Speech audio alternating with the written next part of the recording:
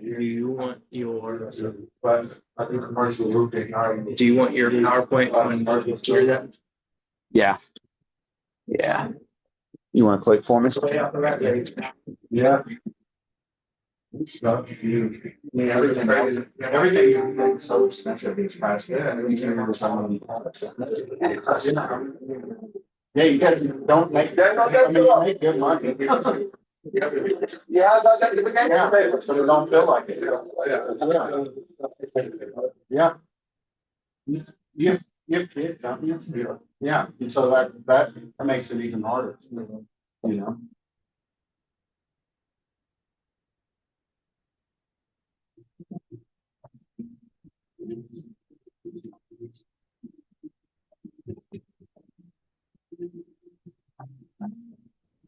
I'm Randy tomorrow, Jared.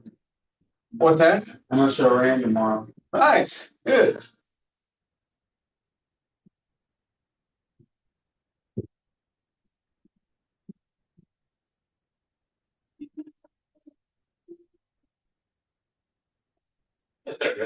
Yes, sir.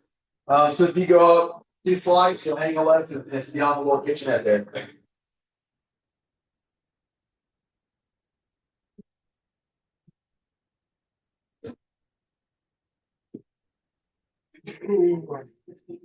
That's work. How you guys gonna move so far? I think I like him. Yeah. I can't believe I can't believe we brought back Hollywood instead of Bebop. I know. And Bebop was cheaper. Yeah. Freaking Ravens too. Yeah. I'm a little concerned about how good the Broncos are going to be. They got two guys from, I got Navarro, I got Nfunga from the Niners, and then they just signed Evan Ingram and tied in. That don't really make me too happy. Yeah. But I mean, we kept some crucial guys too, I guess. I don't like losing Justin Reed. I don't like that at all. Yeah, I know. I'd much rather kept him than bringing in that cornerback we brought in. Slideshow.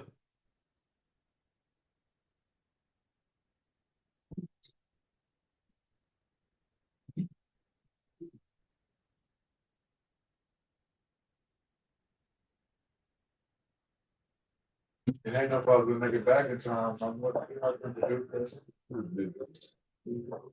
Here. What are people? Such a pretty night. We'll see how many people we get.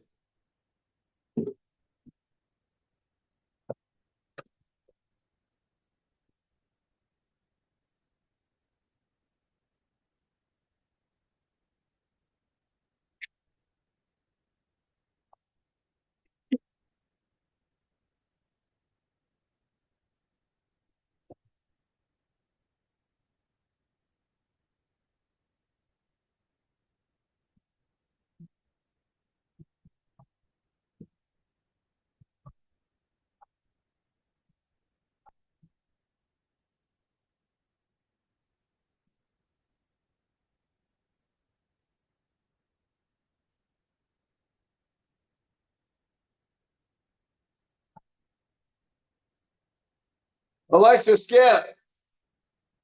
Know what that is.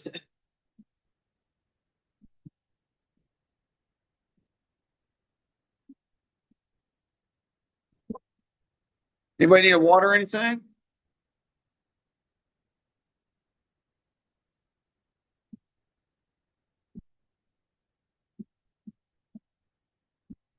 Some weird music you got on here. Just play pop music.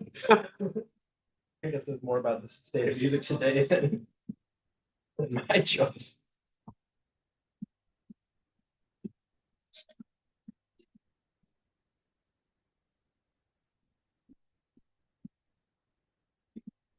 When did London say Relish is opening?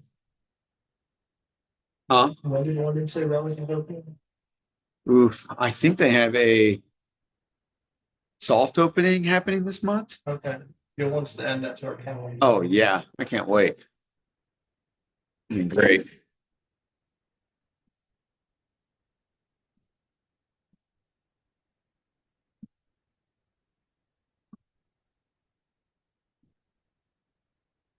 Alexa, skip.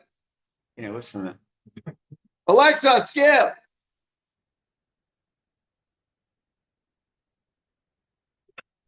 He gets one more.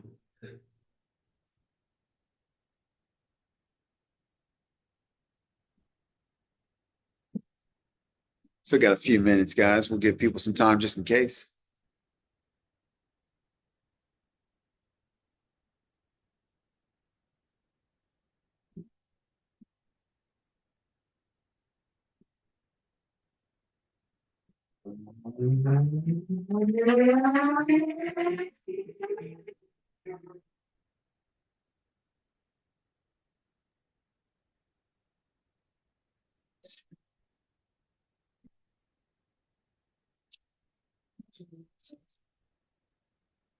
You got the Zoom on.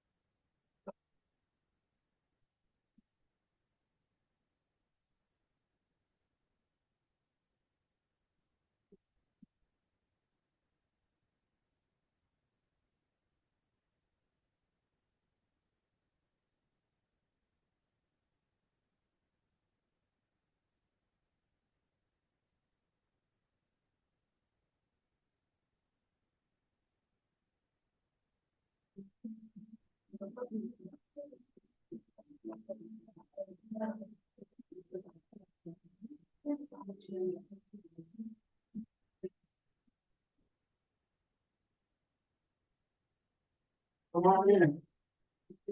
Good, how are you guys? Great. Hey, Hi, Janine. nice to meet you. We have a sign sheet back here. Welcome. Thanks.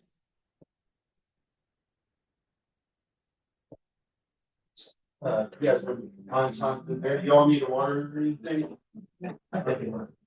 Take one? Yes. Huh?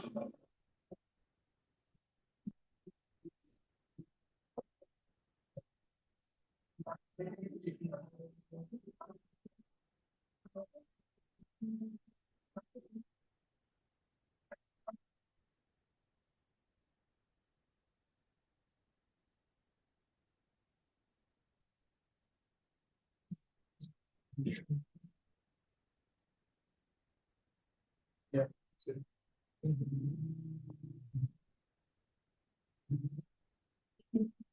You ever go shopping down here? Is that over the school? Yes, but the building. Very young. You would have been. Eight or nine. You're gonna regret the choice.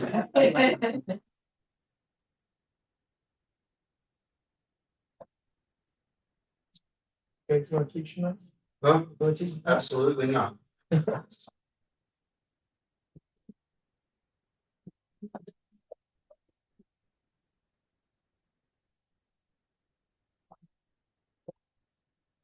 You're doing better on the music.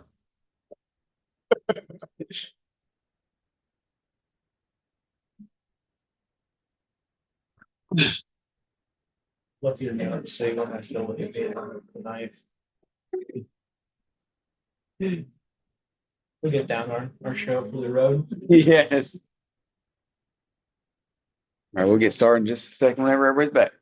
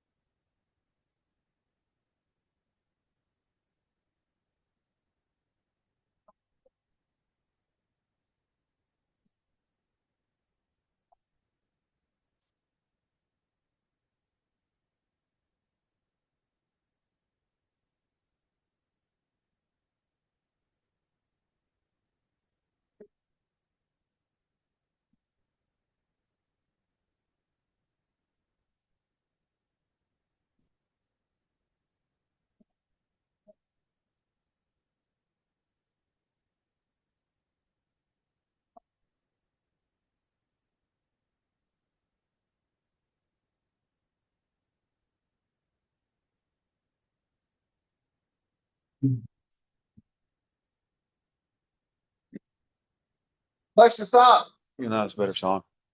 Welcome, everybody. How's it going? So glad you guys are here. It's a beautiful day. Actually feels like spring, and you chose to be here, so thank you.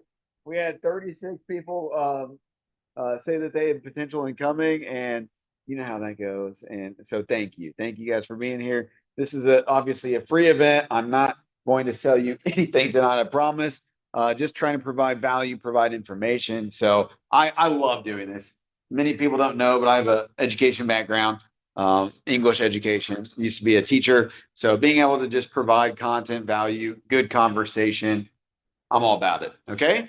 So welcome. I have a few helpful questions for you to get started. This will be the only time, I promise, that this is kind of like a around the room type thing. But if you don't mind sharing who you are, what you do, I have some questions on the board to help guide you. Number one, having you here about tonight just helps us. Number two, what do you hope to learn, if anything? And number three, do you happen to own any real estate already?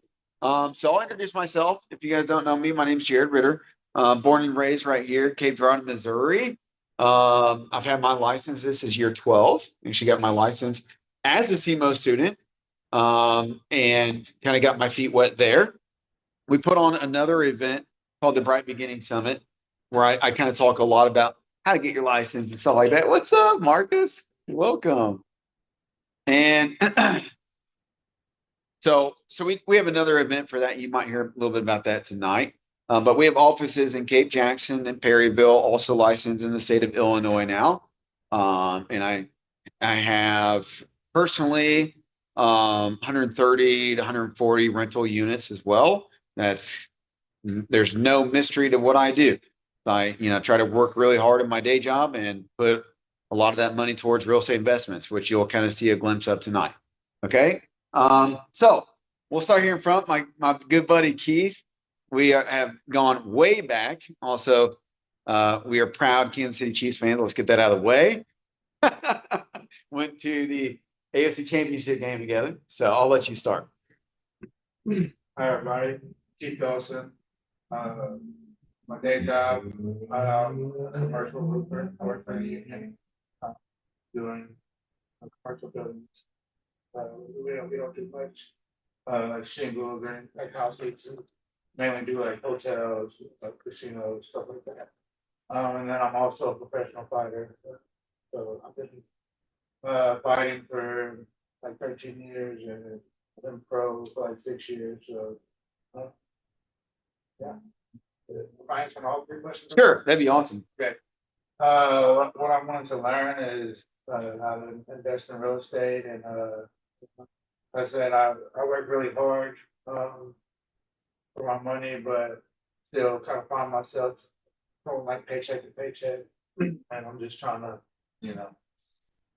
give my family a better life, and I'm married, kids, and so yeah. And no, I don't own any real estate. Thank you. I'm Justin Jones, grew up in Jackson. I heard about it on Facebook. Awesome. I'm outside sales rep for SMC. Awesome.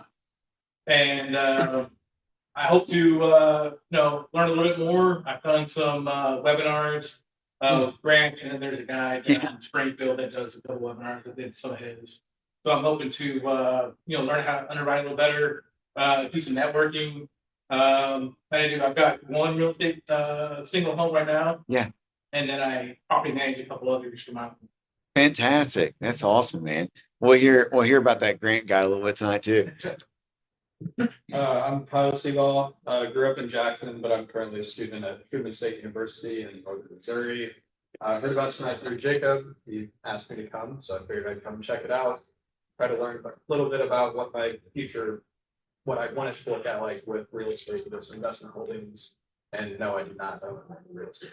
All right. That's why we're here. I'm Jamaica. I am a sixth grade math teacher. Awesome. In Clarksville, Tennessee. I'll be moving out here in July, from Shane. And we do own property. We bought about almost 6 acres of land. Yeah.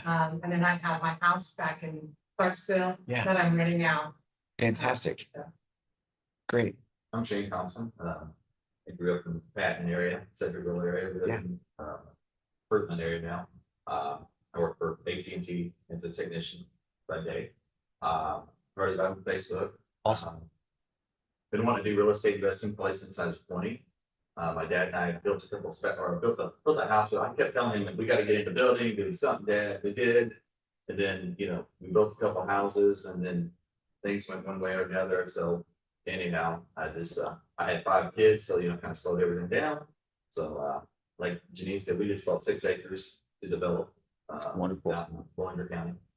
And, so we just came to, everything's kind of fell in line. It's like, man, we're like, we need to know more. We don't Yeah. need trust and who the, just all kinds, like I said, there's webinars, there's all kinds of things. And Yeah, it's always come here firsthand and so we can soak up. absolutely. Thank you for sharing. All right, my name is DJ. I'm an agent here with Ritter. I don't own any real estate right now, but hopefully soon to come. And I'm hoping to learn like the framework of like investing in real estate. Yes, sir. Welcome. How's it going, man? Good to see you. Smith, I'm a junior at Craigville High School. I have a class called CEO program for our Career and Technology Center. That's where I met Jared from the Craigville Chamber of Commerce. Yeah.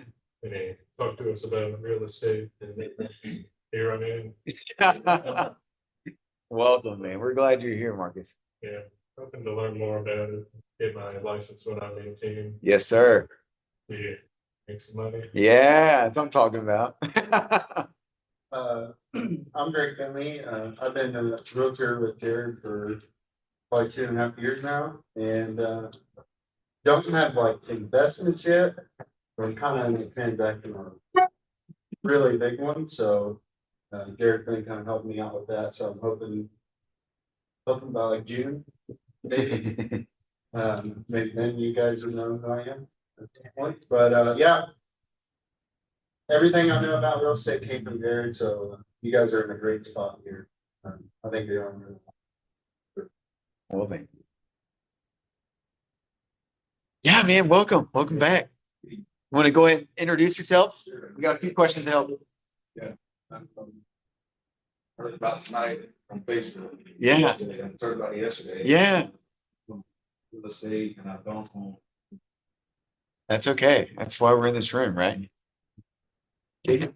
I am Jacob Cantoni. I'm the marketing coordinator at Real Estate, and I do not own real estate myself. Of course, I heard about it by something Jared set up the other day. And so I'm just excited to learn. Yeah. All right. Well, we probably have a lot of ground to cover. Okay. So I'm going to dive in. I promise I will leave room for questions. I'm not the smartest guy in town. Okay. But this is just, I'm going to share with you my experiences. And I'm an open book. I'm not afraid to share anything, any questions. It's pretty straightforward what I've done. And that's what I love about it. If I can do it, you guys can do it. That's the whole thing. Okay. I promise. I'll share some stats to kind of get us started as well, and then we'll jump right in. But around 34% of households live in rental housing, and that's nationwide. So just a trajectory of where our nation's heading, where it's been heading, is definitely towards rentals. And I say that as a real estate broker who loves to help people buy and sell houses, right? 42% of those live in single family homes, while 36% live in apartments with 5 units or more.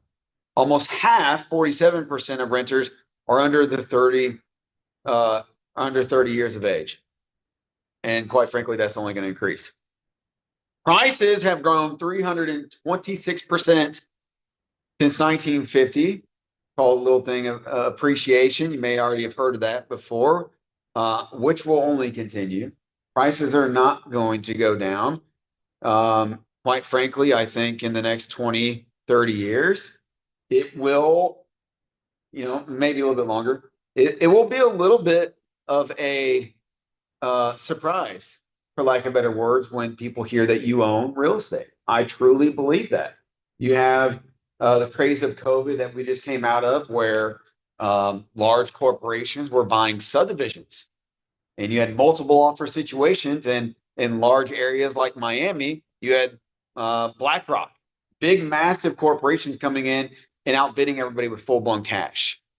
If they pay attention to real estate as a solid investment, we should too. But B, this thing's only going to increase, whether it's prices or demand. We have such a low inventory right now due to rates, and we can talk about that for an hour and everything. So quite frankly, I don't know how many of you, but a lot of my friends in 2020 said, well, I'm not going to buy right now because it's crazy and prices are going to go down. The market's going to crash.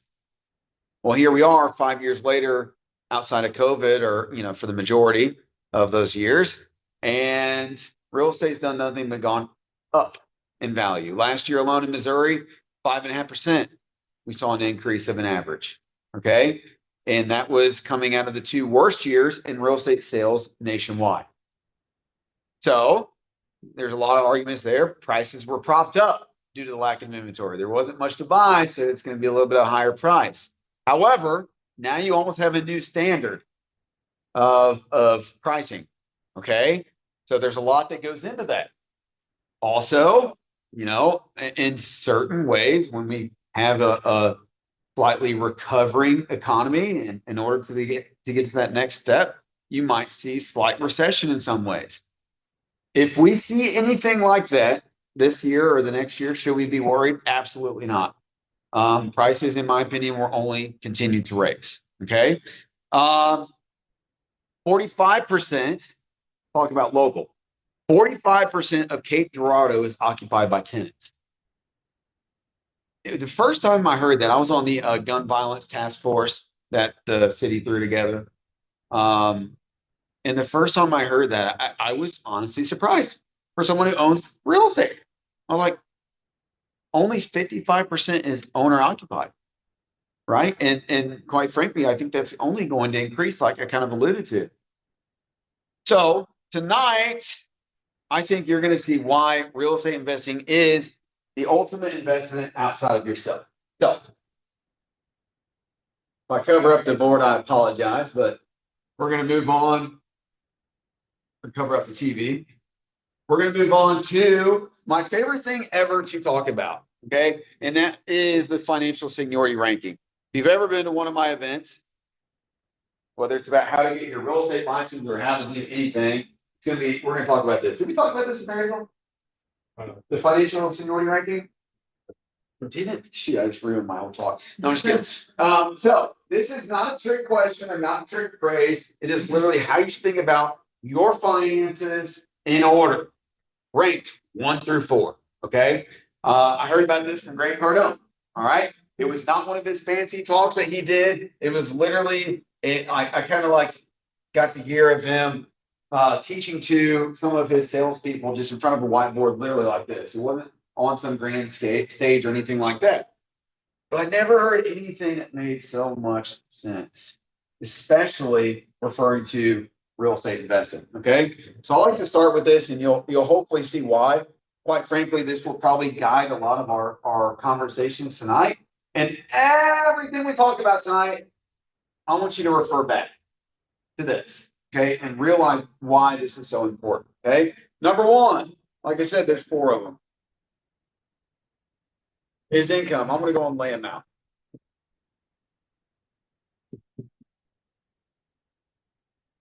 Number 2 is tax strategy.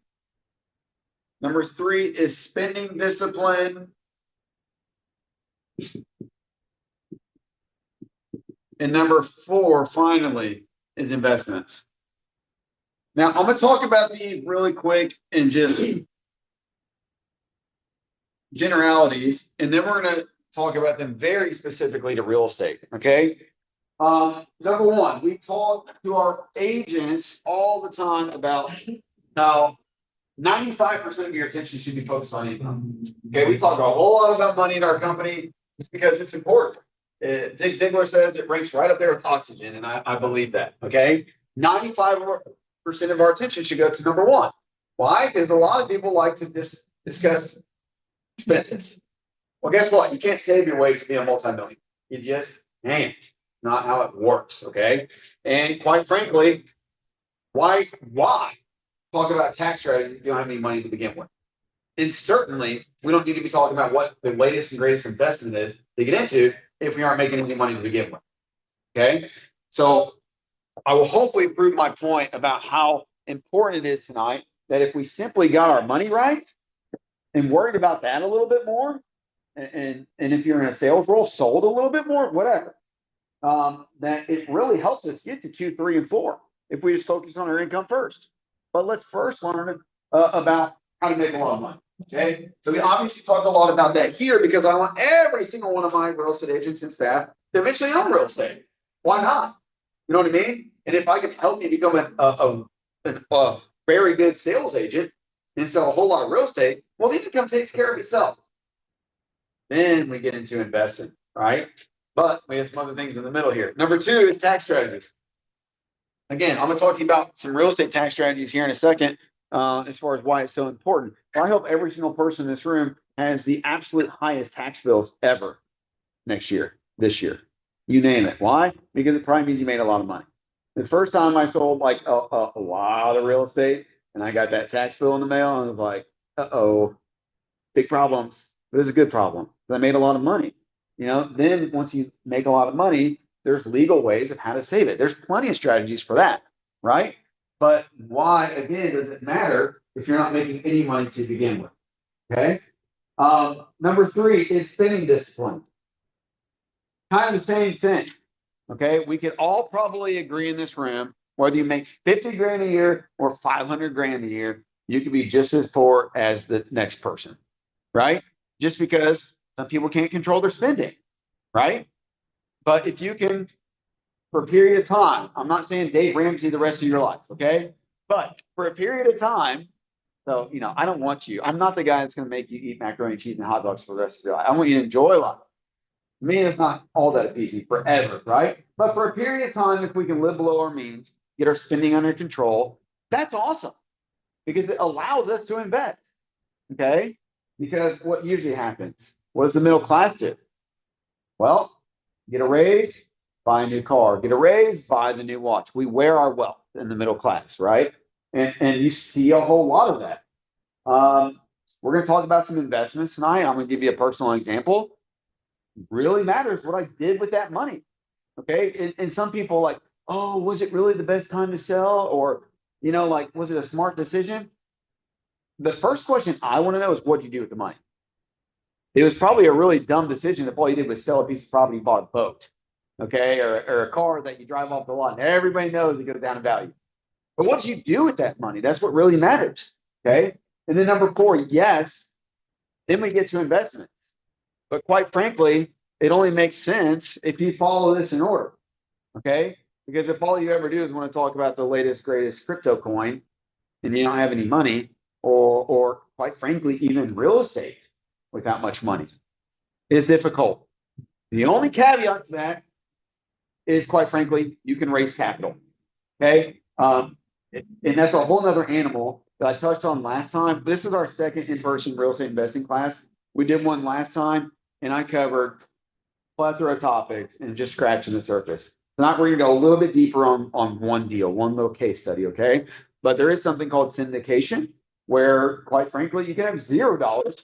But as long as you have contacts and you can raise money, you can syndicate deals. All right. So maybe that's your gig one day. Okay. But let's relate this to real estate. Okay. Go back to number 1. Where does income come in for real estate? Well, cash flow. Cash flow is absolute king. Cash isn't king. Cash flow is king. Okay. Cash flow is after you pay your expenses, theoretically your tenants, they pay down your mortgage. You own your home. If you live at your home, you pay that, right? There's no tenant but you. So your home is not an asset. Your home in anything that takes money out of your pocket is a liability. Robert Kiyosaki keeps it pretty simple, right? Rich dad, poor dad. An asset puts money in your pocket, a liability takes it away. I will never make that any more complicated than that because it makes sense. So even though your home, your personal home appreciates over time, you still pay utilities every month. You pay your insurance, you pay your taxes, you pay your mortgage. It takes money out of your pocket. Cash flow, everybody else pays that for you. right? And that's the beauty of real estate investing. Is this thing called mailbox money that you can get paid every single month, no matter what you're doing. That is the goal. You'll see that in a second, right? Appreciation. We talked about that a couple times, but it's worth mentioning again. That is a form, theoretically, of making money. And I know some people who have the strategy of just buying real estate and it'll get better over time, and that's the only thing they're banking on. That is awesome, but that's a mistake. You need to bank on cash flow. You need to have money coming in every single month. You need to get paid every single month with real estate. Just saying that out loud, okay? However, we were just talking, and I was talking to Drake in the back. He kind of reminded me of another little Grant saying, and that is, don't wait to buy real estate. Buy real estate and wait. Who agrees that tomorrow, the next day, several years from now, real estate is going to be worth more than it is today? 100%. 100%, right? Whether there's a crash, a curve, a correction, I don't care. Real estate will be one of the first things to recover, and it will recover in stride. Okay, so appreciation. And lastly, value add. It, quite frankly, is a very real way of how you see forced appreciation or income on your property. Now, when you hear about adding value add, fancy terms, I'm not big into fancy terms. I want to be able to talk in ways that we can all understand it, right? But it is a way of adding future appreciation, things that get better over time. If I buy a property, maybe even a distressed asset, something lower in value, and I can go in there and refurbish it a little bit, add some new floors, paint the walls, kitchens, bathrooms, most popular type stuff. Well, I've forced value into that, and as long as the math makes sense, I might have extremely updated that value. So let me make something clear. If you're flipping a property, and I've flipped over 40 properties, okay? Is that real estate investing? Don't say yes. Answer is no. Speculation. We built 8 townhomes, or not townhomes, they're single family attached residences, kind of like condos behind Menards there, if you've seen those. We built 8 of those, okay? That is not real estate investing. That is real estate speculation, just like flipping. Building a house to sell is speculating that this is how it goes. Still a guessing game, still a hope in some degree, right? So flipping is great if you want to make more money. If you're looking to add some dollars to your pocket, awesome. Come talk to me. It's a great way to make an additional few $1,000s, you know, every single deal or whatever that you can put towards your down payment on the next big deal. I love it. Okay. I will never talk you out of flipping property. It's a great way to make money, but it's not real estate investing. Why? You get paid one time. Well, I didn't flip property for a long time until I realized I was leaving money on the ground. Okay. But your ultimate goal should be to acquire property, keep it, rent it out for cash flow. Flipping a house doesn't give you cash flow. Get you paid once. Good, but it's not where the end game is. Okay. Tax strategies, number 2. Taking a while on this slide. Okay, I know. There's some of this, I promise I'll speed through a little bit faster, but this is important. Tax strategies when it comes to real estate. Okay. You have appreciation, now you have depreciation. Okay, we all may have heard that before. Depreciation, you can depreciate your assets over time. You can even depreciate farm equipment if you own farm ground, you know, that kind of thing, and write it off. You can also depreciate real estate. The idea is people smarter than me understand that real estate also worsens over time. Not the ground, the land you can't depreciate, okay? But the structure you can.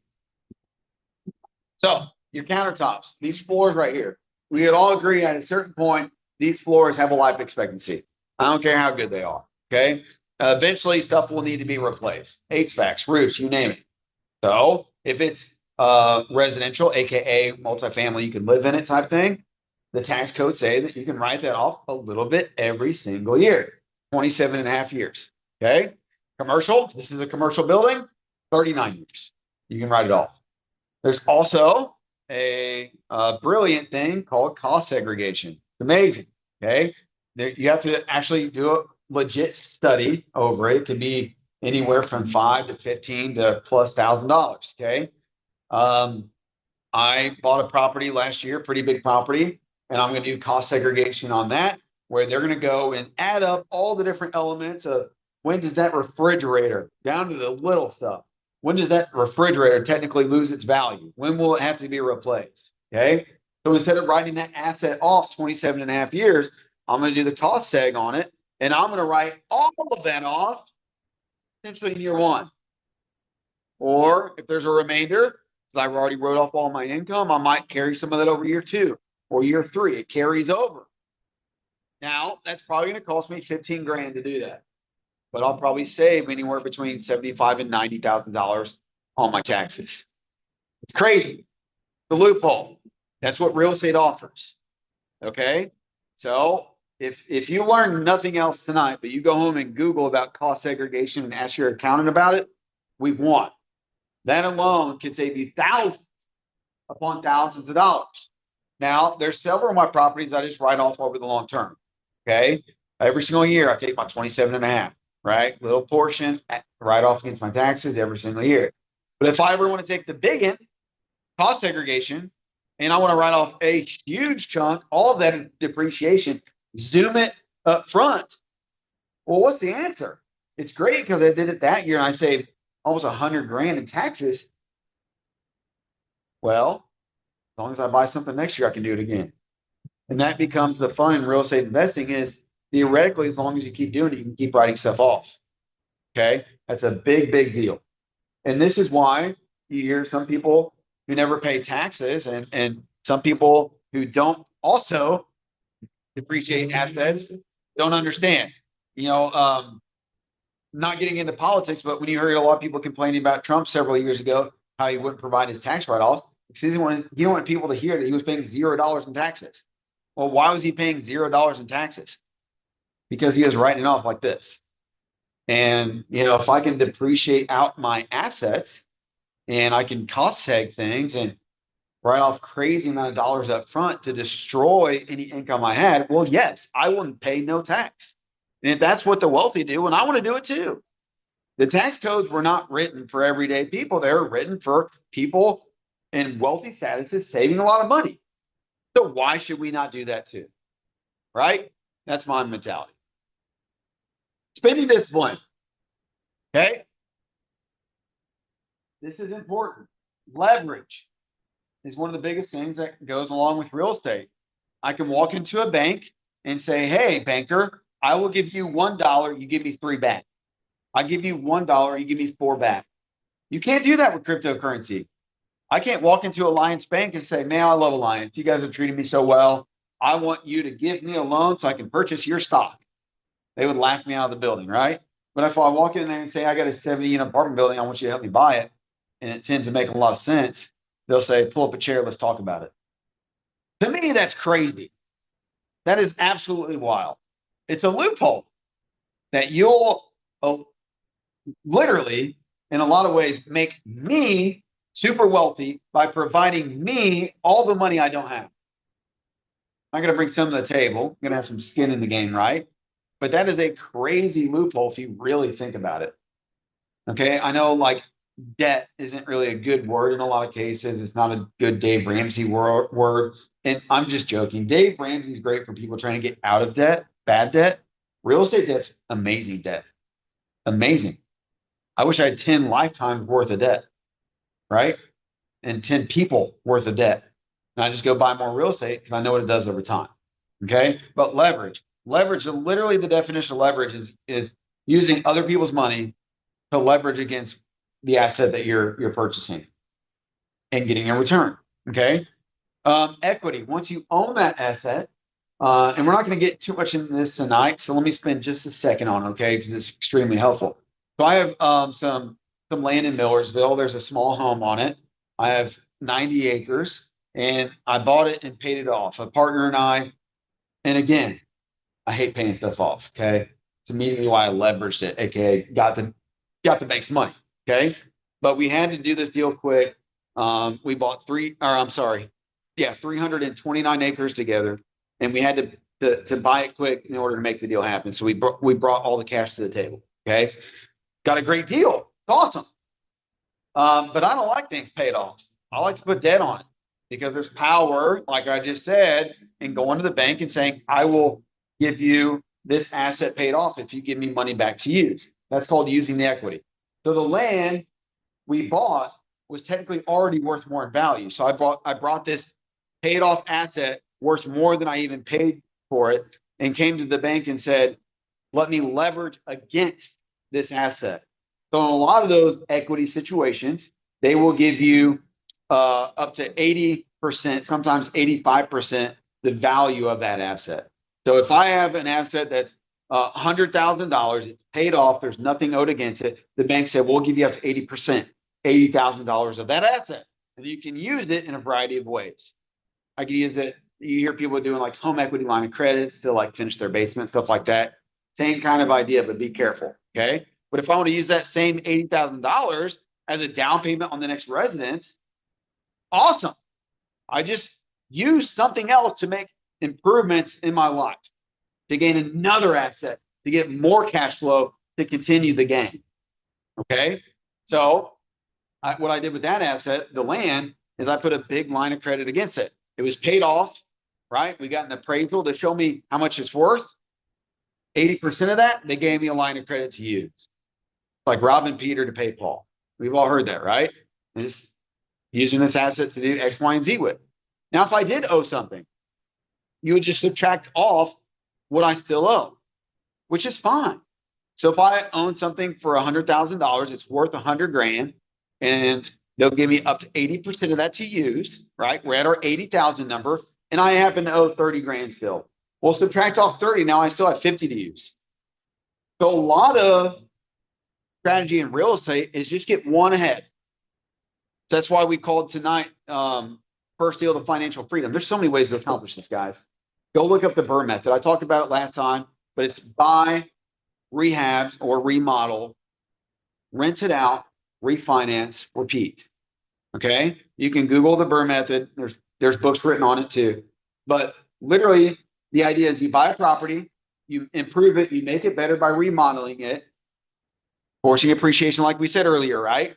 You rent it out so the bank sees that you're earning income on that property, all of a sudden worth more as well. You refinance it, as in take the money out to do something else with, like I just talked about, using the equity. And then all of a sudden, I got this down payment to go buy another one. And you do that over and over and over. A lot of people get wealth that way, just because you got one ahead. Okay? I could force appreciation into that asset, right? And all of a sudden, I bought it for 100. The bank's saying it's worth 160 now, and I can take some money out and go do it again. A very, very real way to acquire property quickly. Okay? What else about spending discipline is important when it comes to real estate? Well, quite frankly, it's a hedge against inflation. It's a protection. If you have capital sitting at the bank, dying, literally, your money's dying at the bank, okay? And it's not just a fun phrase, it's literal. Because if your money sitting in the bank, which makes like 0.002% on its money sitting there, well, it's not helping you in any capacity. And quite frankly, it can't keep up with the cost of pricing, inflation, the cost of eggs, cost of milk, you name it. It's growing over time, right?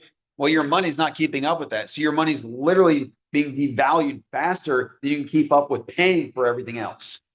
So your money's literally dying at the bank, okay? It has to be put to work, okay? And the best way to put it to work, real estate.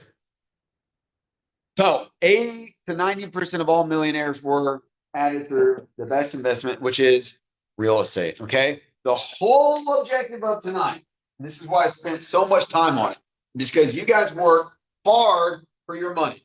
And if you follow the strategies 1 through 4 in order, the whole objective is to turn that very hard-earned income into a passive investment, which is real estate, for example, okay? And no, like I said, I don't want you to have to sacrifice the rest of your life and eat macaroni and cheese forever, because eventually, once you do this enough times, the passive pays for the fun, the life you've always wanted. But what do people do? They trade off income for fun, income for fun, get paid by the boat, get paid by the new watch. And they completely skip all four of these items in order, and they definitely skip investments. And investments, having that cash flow, having that mailbox money, eventually it's called passive because eventually it pays for the life you've always wanted. Whether you're here or at the beach or working because you enjoy work, it's still paying you. But that's called freedom. That's called choice. And that's what I want for everybody in this room, right? Because if you get enough pouring your hard-earned money into the passive vehicle, hard-earned money into the passive vehicle, then you get to choose whether you work or not. That's what we all want in this room. I don't care who you are. Okay. And we want the financial freedom. We want time. And then that pays for this life. Okay. Grant Cardone, he likes to say that he wants everybody to eventually earn zero income, which is the opposite of what I started with. Well, why does he say that? Because he wants you to make all passive money through your real estate investing. Okay. Next. All right. Some of this I probably got to speed it up, but that was pretty important. Okay. So getting ready to buy your first deal. Let's talk about some of the basics. I covered some of this in the past. And again, we got important stuff to talk about. So if I go fast and you have questions, talk to me later. Okay. But building your boardroom. We call it the boardroom. I'm just going to name people that should be important in your real estate life. You need a real estate agent. There's several in this room.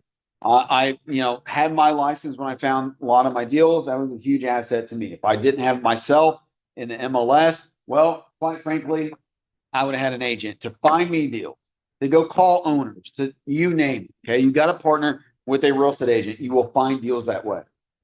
Lenders, inspectors, contractors, your freaking lifeblood of real estate is your contractors. All right, I have some that, like I said, we've done 40 flips together. They're remodeling my 70-unit apartment complex right now. We've remodeled tons and tons of stuff together. I couldn't do it without them. You wouldn't want me swinging the hammer anyway, as I promised. Insurance agent, accountant, property manager. I don't want to mess with this. I don't want to know my tenants' names, quite frankly. Right? That's why you have management. I don't have time for that. I'm too nice to be a property manager anyway. Attorneys.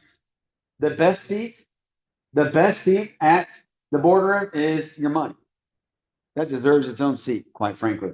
And then, yes, you want to create your LLC, and then you want to open up your bank account. Okay, kind of separate, but along the same breath. Okay, so your next step would be meeting with that attorney to create your LLC. You don't want to buy property in your personal name. There's too much liability in that. But you want to start an LLC. Yes, you can do this for the Secretary on the Secretary of State's website for $50. I've done it several times that way. I have like 20 LLCs. Okay. But what you really should do is go ahead and create that relationship. All right. Sit down with an attorney, let them charge you $500 to $800, start an LLC. Now you got someone you can bother with the questions. Okay. But don't buy, especially investment property, in your own name. Okay. And then you want to open up the bank account that coincides with that LLC. All right. It is its own thing. You have several LLCs. You don't cross those. You don't mix those, or you don't commingle the funds. Okay. Fancy real estate word. It is its own beast, and you better treat it like one.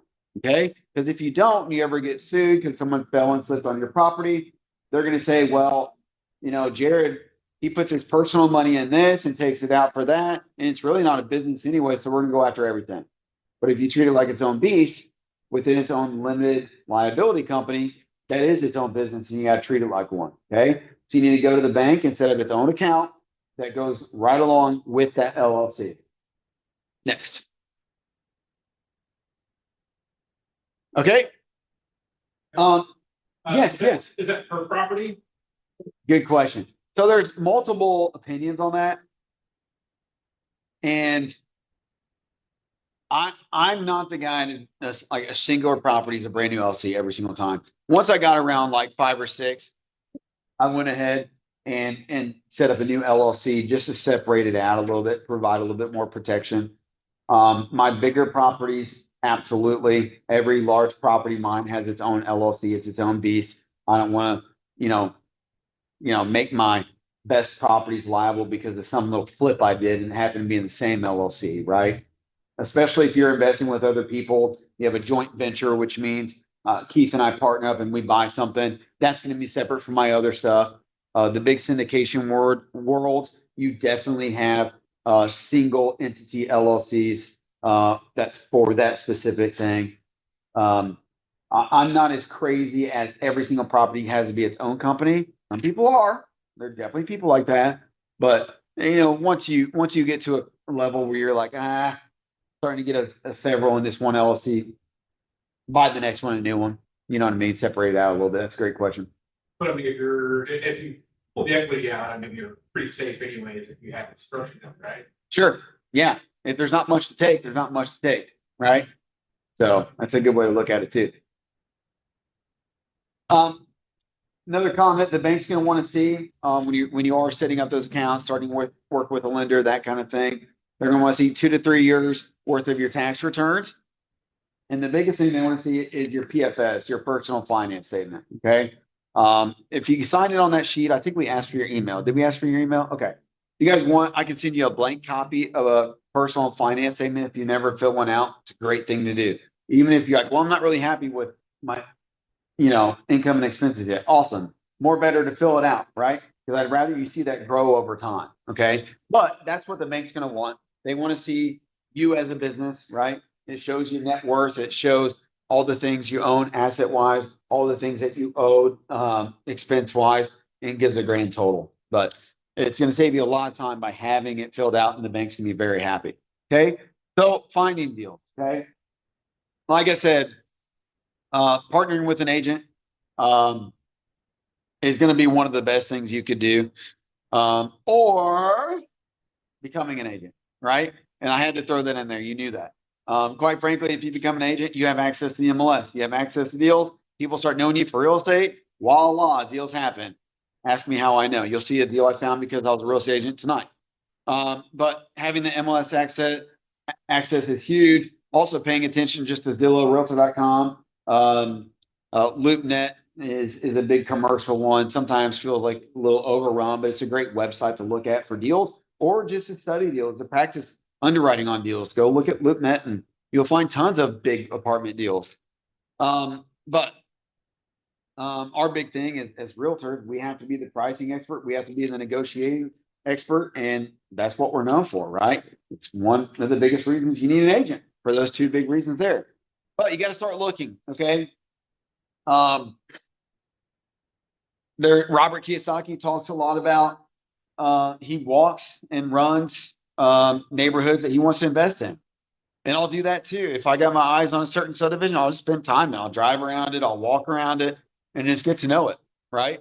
Driving for dollars is kind of a fun thing that it's a terminology that all you need is a gas tank and you can drive a subdivision and check it out.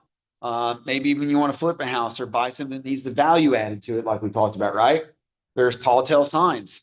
Whether you see something that the grass is overgrown or looks like it's vacant, or even a for rent sign that's been there 3 months, they may want to get rid of that property. You never know.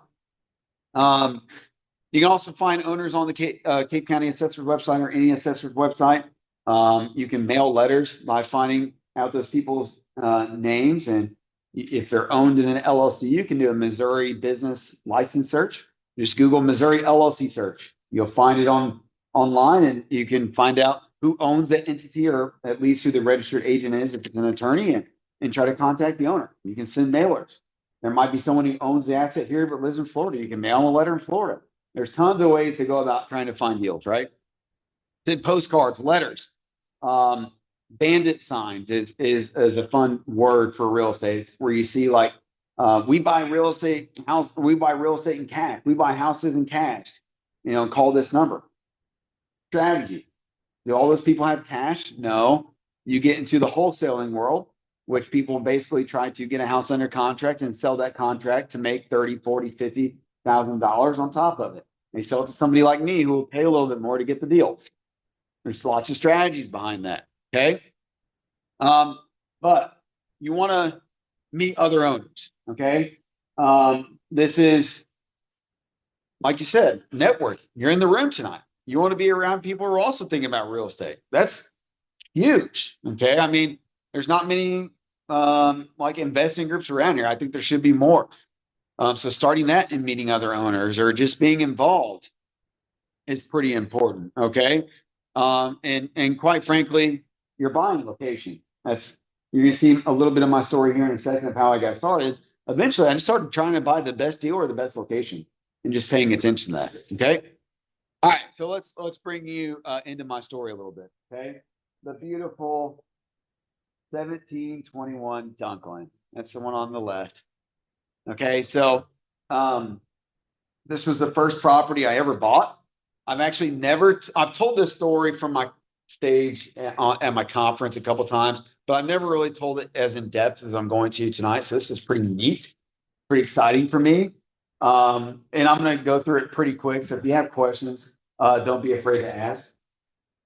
But 1721 Dunklin, okay? That little house on the left is where this all started. I bought this property when I was 22 or 23 years old. This is the first property I'd ever bought. Actually, I was under contract with a property before that one. It's one of the only deals I've ever backed out on in my life. Was the very first deal I ever wrote an offer on. Okay. It's one of my really, really good friends. He works for the city now. He was my very first home inspector. I showed up as a 22-year-old at this property, and he said, do you want to own this property for a while? And at that time, I was like, I want to own it forever. I never thought I'd sell anything, like Robert Kiyosaki says, right? And that was my mentality. He's like, well, I just got to be honest with you, you're buying a money pit. Okay. And I backed out of that deal. We actually stopped the rest of the inspection. He showed me a few things, and I was done. I was out, and I backed out of that deal. It was a 4-unit complex. Was that property on Cherry, which has now been torn down in Jackson for a parking lot. Kind of funny. But I was under contract for that property with an FHA loan, which is how I bought this. Okay. FHA, you can buy up to 4 units using a government loan. Now, you're supposed to live in that property. Okay. Which was my intention when I bought this.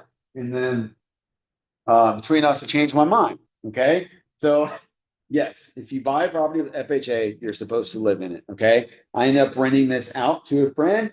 I was kind of bummed. I wanted to buy a duplex, triplex, 4-unit, that kind of thing. And I was under contract with a 4-unit. It didn't work out. I was back to square one. It's kind of bummed. And I was like, man, what am I going to do? And eventually I was like, you know what? I do want to buy something, and I'm glad I did. And that something turned into 1721 Dunklin right up the road here by the college. Okay. It's a 3-bedroom, 3-bath. Had like a little bottom, almost like you could separate out. Had a little kitchenette down there and that kind of thing. This was listed on the market for $122,500. I bought it for $115,000 in 2015 after 157 days on the market. Okay. The seller also paid $2,500 of my closing costs. Okay. So closing costs, like anything, it's gotten more expensive over time. So when you buy something, especially as a buyer, that's where you hear this closing cost thing come in. Okay. It can be towards a loan origination fee. If you're buying with the FHA loan, they're also going to make you get your insurance up front. Lots of little fees, your appraisal.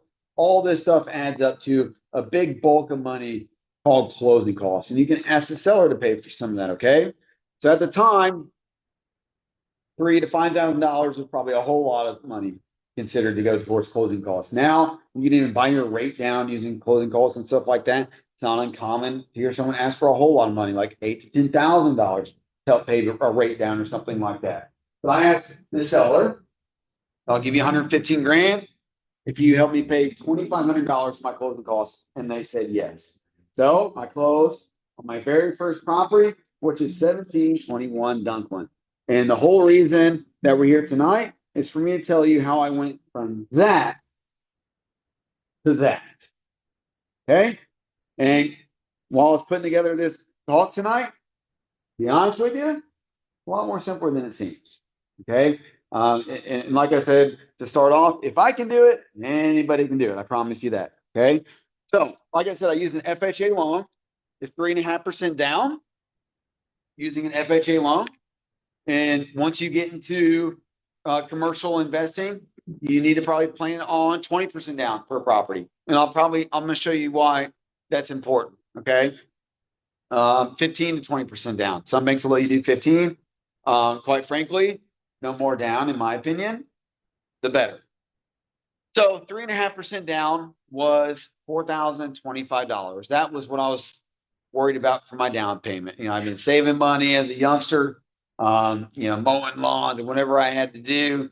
And that was a lot of money to me at the time, $4,000. Okay. I had the seller pay $2,500 as closing costs towards my costs I had to bring to the table. I still had to probably bring a little bit extra. But it was right around $4,000 to $5,000 that I brought to closing to buy this property. Okay. My payment, you can go ahead and show off this next slide. My payment was around $760 a month. Okay. So this is, you can use any site you want. Okay. This is just an amortization schedule. Okay. I like to use amortization-calc.com. It's just a calculator. Okay. There's hundreds of them, but this is the one I've just always used. So I thought I'd show it off. So as you can see, what my loan was at after paying my 3.5% down for 1721 Donklin was $110,975. That was what my loan was for after my down payment. Okay. Now you got to be careful when you use this site. It loves just to throw a random down payment on there. I already subtracted that out. That's why it's $0. Make me cry a little bit. My interest rate was 3.5%, and it's a 30-year loan. So those are the terms you enter in when you're either examining a deal. Like if I was examining a deal today, I put 7.5% in the commercial world, and that is a lot of money, right? And it's going to make my payment higher. So then you see your monthly principal and interest payment. It says total monthly payment at $1,000. That's increased over time. I did this today, right? Because that's taxes and insurance that it wants you to incorporate. Now, taxes and insurance, if it's just a normal house, I might add $250 to it, $300 to it, and just playing on the high side. You always want to play on the high side with your numbers, and just tell myself, okay, that's my payment. So round up, it's at $500. Okay, so as you can see, roughly my payment came out to $760 after paying your taxes and insurance every single month. Now I paid that out of an escrow account. Escrow is great. Okay, so basically, and you were required to do this. I think you still are with FHA. But even my big commercial stuff, I love taxes and insurance being an escrow because I don't want to mess with it at the end of the year or the beginning of the year.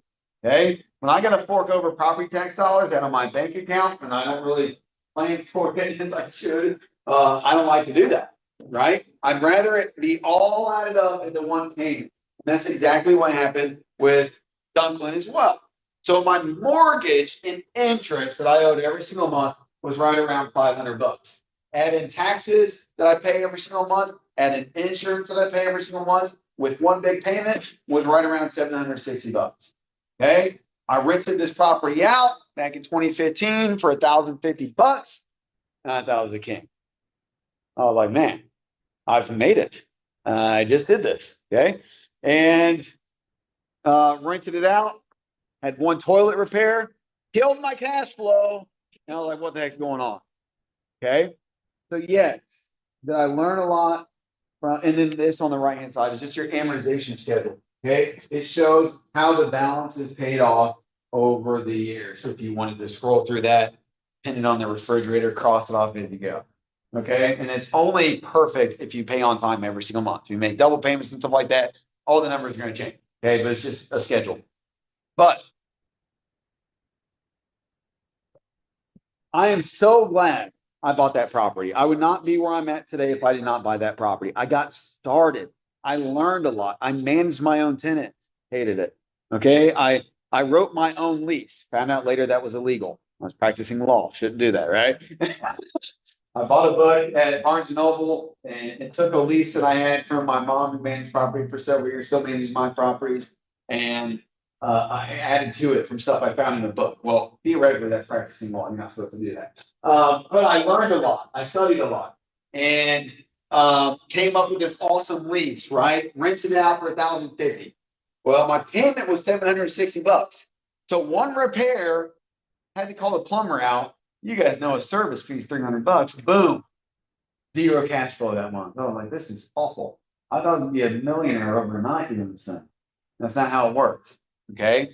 Now, like I said, I will never regret buying that property because it started me out. It appreciated. It got better over time. I learned a lot, and it was a good thing. Okay. But it was the property that my payments were the absolute tightest on.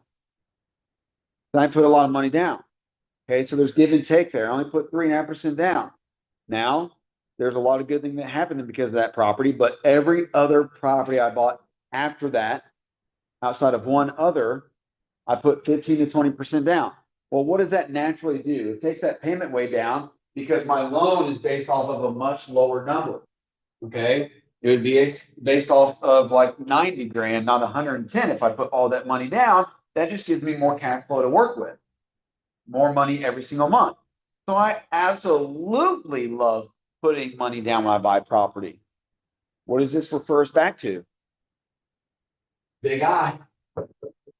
We really, our objective leading here tonight should be, how do I make enough money to save it up? I hate the word save, store it for a purpose, because you can't save your way to a millionaire, right? You can't save your way to be a multimillionaire. It's impossible. You won't be rich if you don't go to Starbucks every single day. You'll just be old, right? Not how it works. But you can store money for a purpose, which is to invest it, and that's how you get wealthy. So this was a great property. It got better over time. It started my whole process, but it was my worst cash flowing property, right? There were some months that, if there was a repair that happened, I had absolutely nothing. And here's the other thing. I had some college girls that moved out, and all of a sudden I was 100% occupied to 100% vacant. That's why the most important number in real estate is the number of units. All right. I got a 70-unit apartment building on Weston. You guys might have seen that, seen the remodel happening on it. If I got somebody who moves out of there once it's full, I don't even blink. I barely notice because I got 69 other tenants that are still paying. So the more units, the better. And that's what you want to get to. Okay. So, next, before we dive back in, I think it is important to cover those expenses for the obvious reasons I just stated. Okay, so I'm not going to spend a lot of time on this, but here's a lot of the biggies. Here's maybe not every expense we could think of, but here's the biggies. Okay, your taxes and insurance. Hopefully that's part of your payment, like I just told you. Those are big expenses every single month. Vacancy is 100% an expense. If you're looking at a deal and you haven't taken off for vacancy, I plan 10% vacancy for all my properties when you're doing your expenses. That needs to be part of what you do, okay? And I'll give you some more strategies on that at the end, okay? Let's just talk expenses for a second. Maintenance, repairs, that's an expense. Capital expenditures, your big expenses, your roofs, your HVACs, those are big capital expenses. You got to plan for that. Take off 5 to 10% of that and you're doing your underwriting, okay? Marketing, you're going to want to market the property. Management, I promise you, especially after you get 5 or 6, you don't want to manage those things. It's a full-time job. Plan 10% for that. Utilities, if you're paying them versus the tenant, that's an expense. Accounting, legal fees, all that's expenses. Bad debt, you know what bad debt is? Well, I don't know if you guys know this, but some people don't pay on time. So if you ever have fees that tenants owe, or rent that hasn't been paid, you need to plan on that. That's an expense because you're not collecting that money. So fast forward 5 years, you see that cute little 1721 Dunklin, top left corner? That's where it all started for me. So over the next 5 years, to fast forward on my story a little bit, I don't have time, obviously, to go through every single investment I did over those 5 years. Here is most of them. Okay, there's a lot of these properties, or there's some properties that I still own that I didn't sell. I believe this office building was one of those I bought over the next 5 years. Obviously, still own this. But these are some of the properties that I accumulate. Okay, I want you to take a mental picture of this. And ever since I bought Dunklin, I was just trying to buy really good locations, or once I got a property manager, I was just trying to find a good deal. They're going to manage it. They're going to mess with it. not me. So I just want to find a thing that cash flows a whole lot. And that was my philosophy. Okay. Let me step in just for a second. Hope this is valuable. Hope this is good information. Those bottom right hand corner, those are actually 3 duplexes side by side. I bought them for a freaking steal. I bought each of those buildings for like $23,000 a building. Those are duplexes. It was South Cape. It was past the bridge. Can those give you very good returns? Absolutely. Can HUD housing give you very good returns? Absolutely. I know everybody's thinking, oh, the headache. I didn't have to deal with the headache. I had a property manager. So it wasn't my headache to deal with. I didn't really care. However, here's the thing. Who's going to buy those properties one day? Most likely another investor. What do investors want? A deal. So upcharging those is sometimes difficult on the resale. So if I had to ever tell somebody what they should buy, I would much rather you buy, if you're starting out, something like 1721 Dunklin than HUD properties I just have to resell to another investor. I have single family buyers for this. I don't as much for that. Make sense? Just a little less on HUD and stuff, okay? But we'll come back to this slide just to show off one time since it's so pretty. But next, told you hear about this guy. This is Grant Cardone. Okay, he's pretty much a celebrity sales type guy. I'm actually leaving. Real. I mean, I see you see everybody all the time. You're like, is he? He's real. He's a real guy. Yeah. So I'm actually leaving Monday to go to his very last 10X Growth Con. He's had 10 of them, which he skipped a year, which is hilarious because he said he has 10X0. I think he just wants to retire. This is his last one as far as the big conferences go. I've been to every single one of them besides the first one. And one of the years, which is that top corner picture, okay, one of the years starting out was like GrowthCon 2 or GrowthCon 3. They were still having to offer specials in order to sell tickets. So I kind of anticipated that. So here's my Grant Cardone story, okay? But yes, I've gotten to attend his classes, his conferences, and really have learned a lot from him, okay? But that picture in the top left-hand corner was after one of the growth cons. I waited up till New Year's Eve, and I knew they're going to offer some kind of special. And all of a sudden, they posted, if you buy something before New Year's, it was like 10 o'clock at night, we'll offer you a one-on-one with Grant Cardone. And I was like, well, I was already going to buy that ticket anyways. Click, bought it, right? I attended 10X that year and never heard anything about that one-on-one.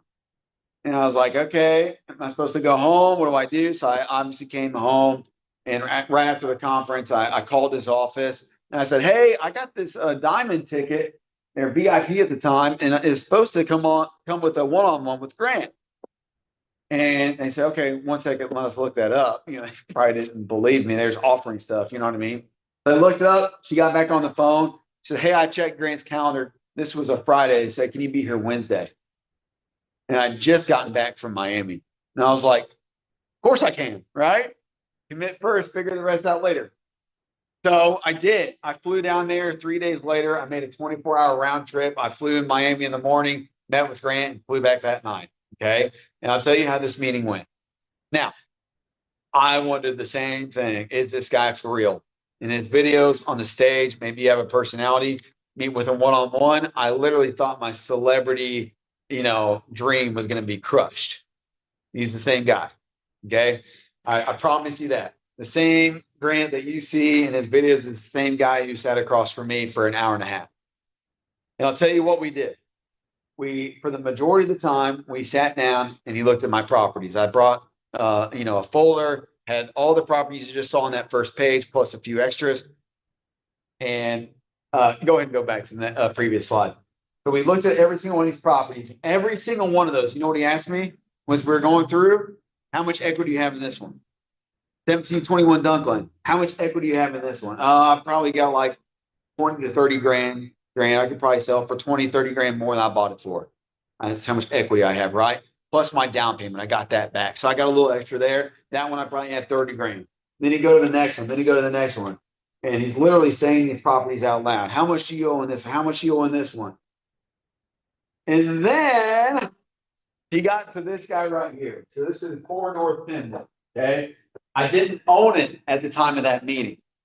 I had it under contract to buy. And of course, as you can see from the pictures, I had, this was a triplex on Sprague. These were duplexes. This was a duplex, single family homes. That was the largest property that I had to date. He goes, what is this? What is this? He's pointing at Penwood. And I said, well, Grant, that's a 7 unit. I got under contract right now. I kind of feel good about myself, you know. And I kid you not, this is word for word. So I apologize for the Grant profanity. He goes, you stop buying this pussy shit. And he said, the next time you buy something, you add 0 to it. So that was 5 years ago. A lot of you know I just bought the Sunny Hill Suites that I renamed on West End. That was a 70 unit complex.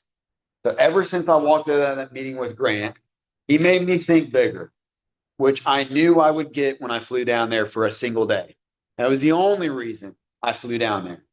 Quite frankly, I had a feeling everything he was going to say. But for 5 years, I wrote down that goal every single day that I would buy a 70 unit complex. And I did. All because I thought a little bigger. Guys, all the numbers we're talking about tonight, by the way, every single thing that you're going to hear and we discuss and you have heard, it's the same exact numbers with a big deal. Literally the same stuff. Okay. So once I allowed myself to think a little bigger, I went from 7 units. And yes, I bought some flips along the way. I bought some office buildings along the way for our staff here and stuff. But I turned that 7 unit into 70. And you can too. Okay. But let's get back to the story. Were you using mostly conventional, like DSCR loans, or, I mean, What's that? were you mostly using like conventional loans or DSCR loans? All conventional. All conventional. Put 20% down at the bank. So that was my story, for the most part, 15, 20% down. So that was my story with Grant. Okay. He made me think a little bigger. And here's what he encouraged me to do. He encouraged me to take all those properties that I just went over in this fancy little binder, to package them up and to find some chiropractor or dentist and sell them to them. And in a way, that's what I did. I packaged up, go back one more time. I packaged up every single one of these properties. So there's 10 total. There was 3 duplexes on this far right-hand corner, all side by side. I packaged up 10 of these properties and I sold them to a friend of mine who was wanting to get involved in investing in Cape. Okay, it was a lender friend of mine out of St. Louis. We did a lot of loans together. They wanted properties down here. And I just got out of this meeting with Grant. He said, you need to do a 1031 exchange. We heard that word earlier, right? And you need to sell all 10 of those properties and go buy something bigger. Exactly what I did. Okay. So, I packaged up these properties and I sold them for right over $1.2 million, $1,207,000, $207,780. That's how much I sold those 10 properties for. Now, the reason this class is so cool is every single one of you can do this. Every single one of you can buy a 1721 Dunklin, find this little property on Watkins right by the university, find a couple of duplexes here and there, find this, find that. And eventually you got rent coming in from all these properties, or you do what I did, you sell them all and you buy something better. Okay. So let's talk about the 1031 real quick. Okay.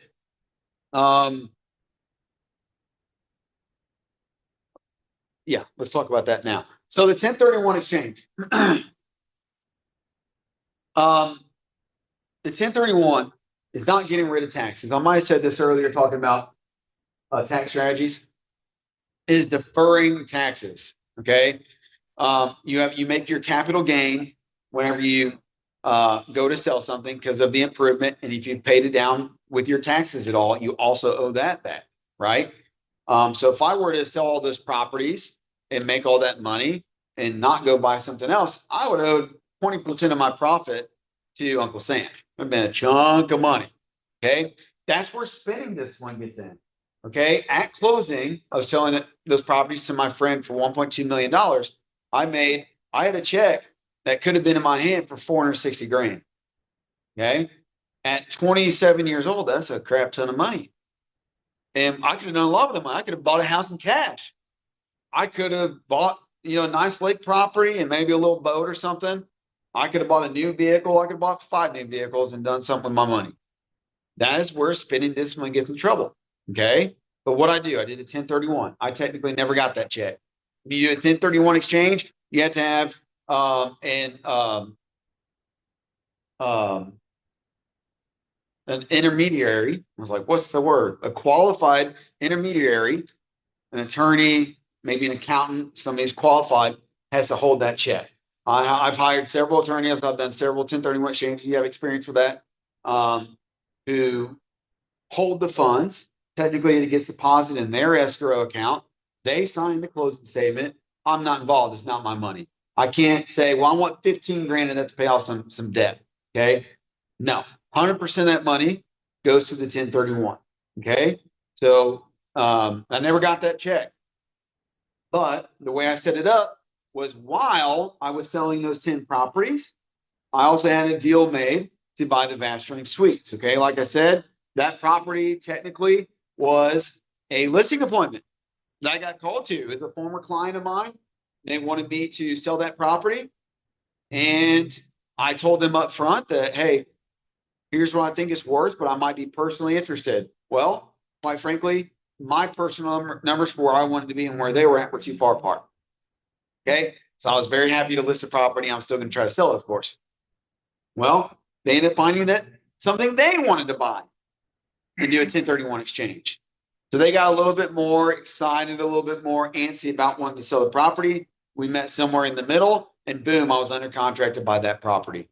Now it was contingent on me selling those other 10 in order to buy this, but I took 100% of all the profit because all those 10 of those properties got better over time. I sold all 10 of those properties I sold for more money. So I had the profit. And then what else did I have? All the 20% downs, all the 15% downs, mostly 20% downs. And then the little 3.5% down I put on, that little $4,000 I did put on 1721 Dunklin, I got that back too. And all of that money and all of that equity combined to that $460,000 check. And I put 100% of that money down because you don't have a choice, right? I put all that money down to buy the Vastronic Suites. Now, when I tell you how much I bought this property for, this is where they do the Christmas tree lighting. You'll drive past it on Broadway heading home, okay? I bought that property for $2.25 million. And both of these closings, the selling my portfolio and buying this, December 11th, 2020. All that happened on the same day. First closing room, I was selling property. The next half hour, I was buying this one. Back to back. Now, here's the crazy part. If anybody is good at math, better than I am, $2.25 million, 20% down is $450,000. What did I walk away with from the other ones? $460,000. I probably had some closing costs, involved, but I brought $0 to the table whenever I bought that property. Now that sounds like some crazy loophole. Okay. But that's exactly what happened because I had the equity and the profit from all these other properties, right? And I put 100% of that. I am a choice, but I put 100% down of all this sweat equity and blood, sweat, and tears from these 10 properties, right? And I traded those 10 in. Go back to those 10 real quick. Okay. Every single person in this room, if you had the choice, would trade all 10 of these properties to buy something like the other. Okay. Go back to Vastronic. So I traded all 10 of those to buy this. Not only does it pay me every single month, and it always has, it's a better property. That means better tenants. That means there's no HUD housing in this, right? It's a better property, better location. It's on the best corner in town. I'm across from the Courtyard Marriott, right? I'm across from the Marquette Tower, and the fourth corner is the Broadway Federal. It's an awesome corner. It's a great property. It's going to appreciate very well over time. There's 24 rental units in that property, and there's upfront commercial. Now we have Bella Ever After, another boutique that's rented the front, right? So 25 units technically that I've rented out. And the coolest part about that is it was a great drop in the bucket, but still, while I bought this, I had that 70 unit in mind. Okay. And maybe the next time I do this talk, I'll show off Sunny Hill Suites. And that's the 70-unit property I bought. Okay. But the moral of the story is we literally play the game of Monopoly. My favorite board game because we literally get to play that. Okay. I bought those properties and I exchanged the 10 greenhouses for the big red hotel.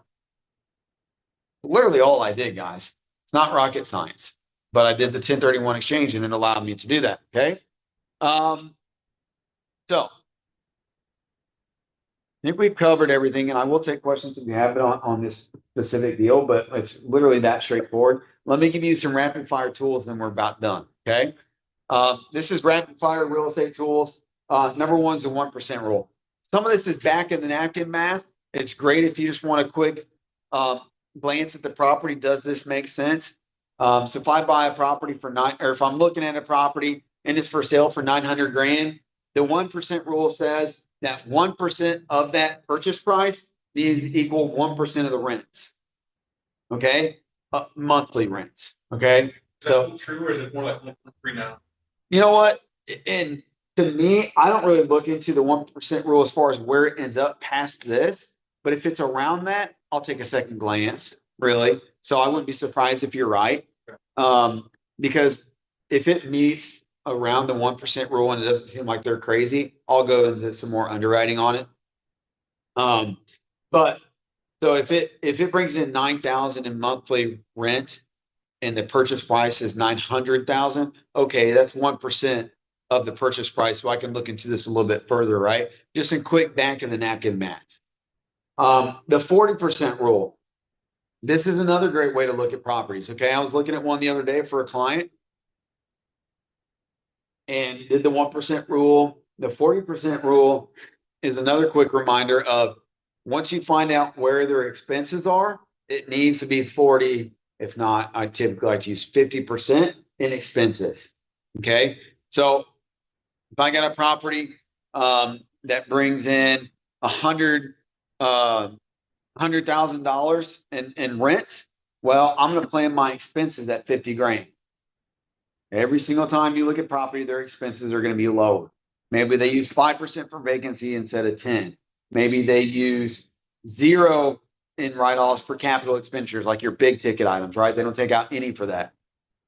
Most everything that you see out there, the expenses are going to be a lot lower than half of your rent. I would encourage you to use at least 40%.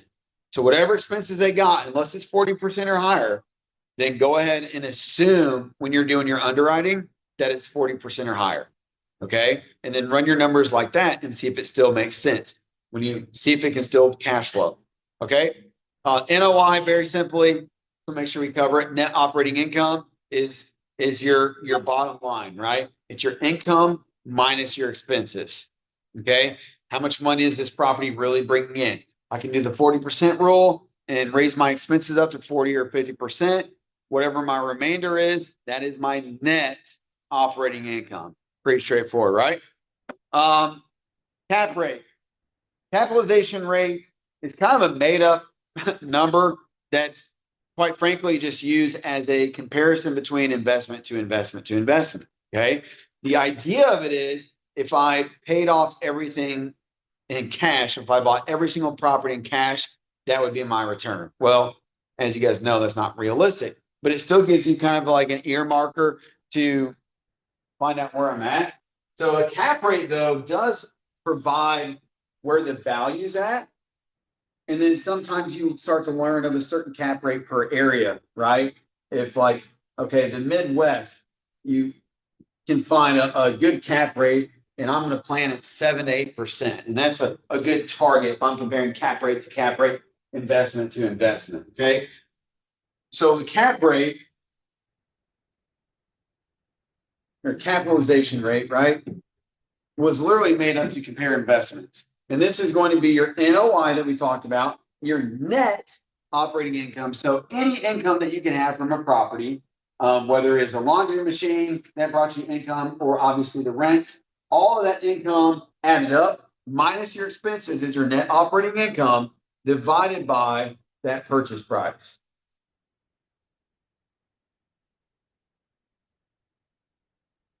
And then that will give you the cap rate. Okay. So if my net operating income I'm making is $4,200 a month, I multiply that by 12. I like to look at everything in annual numbers. That would be $50,400. And let's say I was buying a property for $750,000. So I would do net operating income, 50,400 divided by 750,000. And that comes out to a 6.72% cap rate. Pretty straightforward, right? But that gives me a good value to look at. Now, there's also the argument that if you do something like the HUD housing example we talked about, if I do this example, I see the net operating income and it's a very low purchase price, and I have a 12% cap rate, and you're like, oh my gosh, I found a steal. Well, there could also be reasons that cap rate's higher. Maybe it's not in a good area. Maybe that's why the price isn't very high, right? Maybe you're gonna have trouble selling one day. So you have to be careful, because quite frankly, the higher the price, the better the location, you might be paying for it a little bit. Okay. Now, what can I do? I can raise my income. Maybe I see that a property is undervalued in the rents that it offers, and I know that I can immediately come in and raise every single unit $50, $100 a month. Well, I just instantly raise my income by a greater NOI divided what I bought it for. I might be able to instantly increase the value. Okay. When you're talking about appraisals in the appraising world, residential homes like we deal with agents every day, all day, is compared to each other, house to house.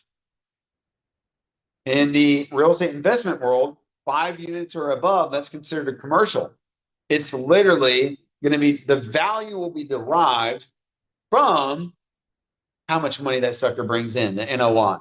So if I can find ways to increase my value, I can instantly raise the value of that asset. That's the cool thing about multifamily real estate. Okay. Because it all goes down, those appraisals, the majority of that value comes down to the NOI.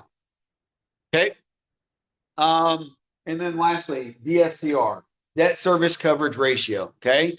This is extremely important. Why? Because this is what the bank likes to look at.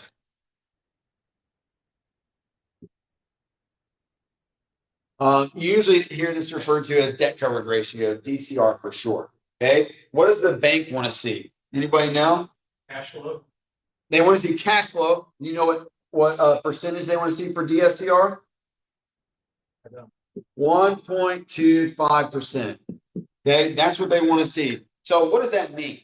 They want to see that your property can succeed at 125% rate. So every dollar that comes in, every dollar that needs to be paid towards their debt, they want to see that you're making 1.25. Okay. They want to see that of 100% of the debt that you have to pay, you're at least making 125%. Okay. This is such an important number because, again, the people giving you the money to buy the property, that's exactly what they go off of. Yes, they look at you, they can look at your tax returns, they look at all that kind of stuff. But after that, as far as the investment goes, they're looking at what is the debt coverage ratio. They want to know that their debt can be paid. Okay, so I love doing the DSCR before I even walk into the bank, because that's what the bank's going to be looking at. So again, going back to NOI, how much money does the property really make after expenses divided by the total debt? You remember that amortization schedule that we looked at earlier? Every single one of us can go look at that and see what my payment's going to be. Oh, and you don't add any taxes and insurance for that because that's an expense. You will see that subtracted off your NOI, right? So whatever my NOI is divided by my total debt will give me this number. And if my payment's $800 a month, I'll multiply that by 12. That's my total debt. Okay. And then I have my NOI. If this is how much I make 1 month, multiply that by 12. You do annual to annual, right? And that's going to be my DCR that the bank wants to see. Make sense? Now, the bank's always super conservative about that, so I try to be as well. But if I walk into the bank and say, hey, I want to buy a property, I hope it's a good deal. I think it is. I've had a job for a couple of years. That's a little bit different than if I walk into the bank and say, hey, I got a 12-unit apartment complex. It's 100% occupied. I think the rents are a little bit low. And that's why they've been 100% for so long. I ran these numbers. I definitely want you to look at them, but it came back at a 1.27 DCR for how I did it. Much different feel, right? And they're probably going to take me a little bit serious. I even know what a debt coverage ratio is. And that's what you want. You want the banks to take you serious. So that's also one of the very first numbers that I run. And whether they supply you with all the numbers or not, you can still run these numbers based off the 40% rule. Whatever numbers they give you for, they want to give you the rents. They want to try to tell you how much money the property's making, right? So there's your gross rents. And then just throw whatever the gross rents are at a 50% expense. There's your NOI. So you can play around and underwrite these numbers as much as you want based off these rules. Okay. And then I just take my NOI, however much money the property's bringing in, half of that's my expenses. So whatever half of that is my NOI divided by the total debt, I can come up with a DCR every day, all day. I can do the same thing for a cap rate to try to formulate a value and etc. Make sense? Okay. Lastly, before we just wrap it up and take questions, like I said, we do this event a lot. This is our Bright Beginning Summit. So we do this bi-monthly in this room. I promise you, every single time I talk about the financial seniority ranking because it's that important. Even if people come here to learn about real estate, I'm talking about that. But if you're free on April 17th, we do an event very similar to this, but it's a little bit more about how to get started in real estate, how to get your license, what our company offers in particular. If that interests you, or you know someone that does, please come. It's an in-person event just like this. April 17th, we do it bi-monthly.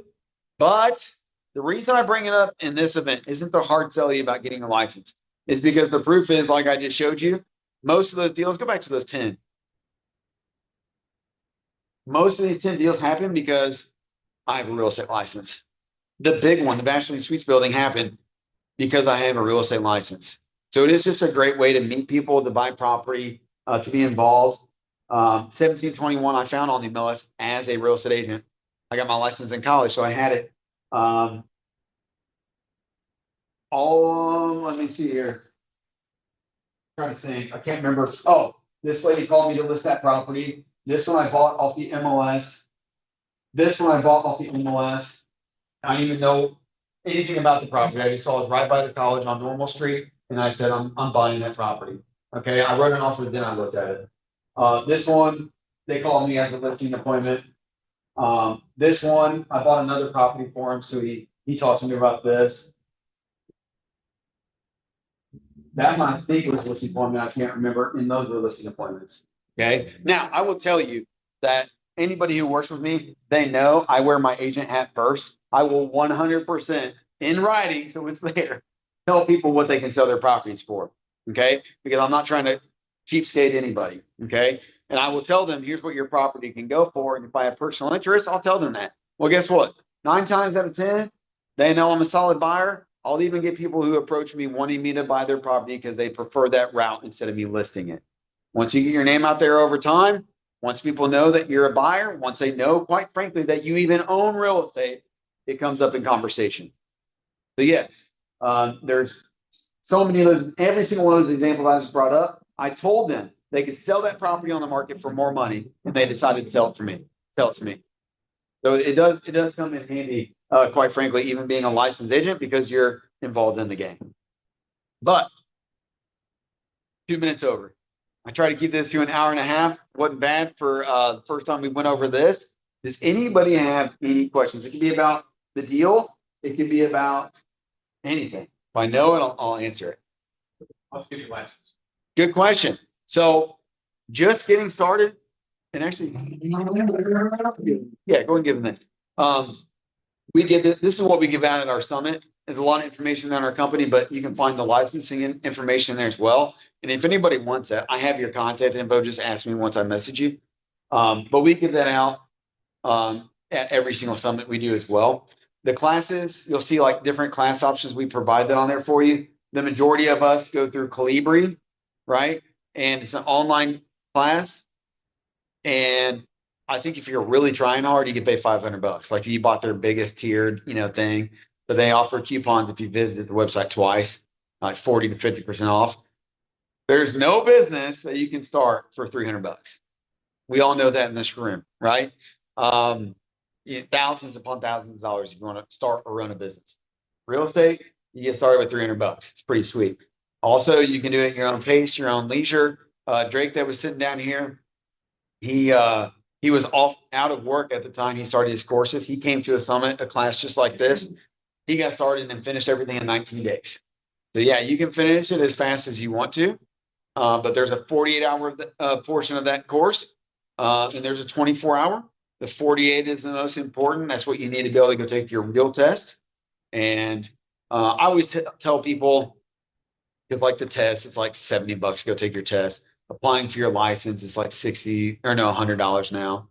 So there's little fees built in there. The biggest fee is paying into our association, our Southeast Missouri Board of Realtors.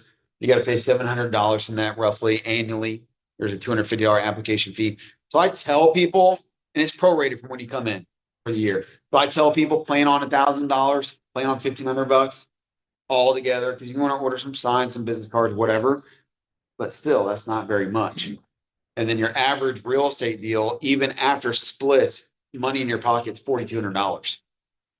So you get paid all that back and more. Then the fun is just how many times can I do that, right? It's a great way to focus on, I erase it, but big I, income. So all your information, like the last part we did in the DSCR and everything like that. So if we did, is there a place we can go back and like a refresher course on that or to look at that and understand more of that? That Jared offers? No, but if you text me, I'll tell you whatever you need to know.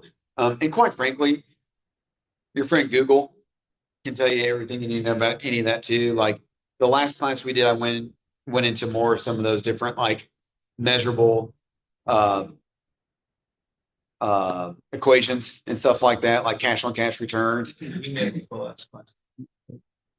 Oh, sweet. Yeah, we have the last class on YouTube. I covered everything at a high level and tried to cover a lot of stuff. This is a little bit more organized to the point. But you can go Google cash on cash return, internal rate of return, some of those more fancy things. The stuff I put on here tonight, I thought was just a really good. If I understand this at a base level, I'll probably be okay. You know what I mean? But some people are more analytically minded than I am. I look at a spreadsheet and want to jump through a wall. You know what I mean? But, to each their own, and you can dig into it to your heart's content. My only encouragement, no matter what you're looking at, is how do I get to a DSCR? Well, again, all goes back to income and expenses. And usually, if I get the rents at, choose the number, this property brings in 12 grand a month.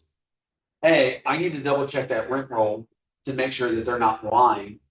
I need to make sure that they didn't just raise all the rents overnight and put it on the market. And I know it's not going to be sustainable. I need to look at all those little factors. So there's some thinking and underwriting to do. But I may look at it and be like, hey, they're renting that 3-bath for $900.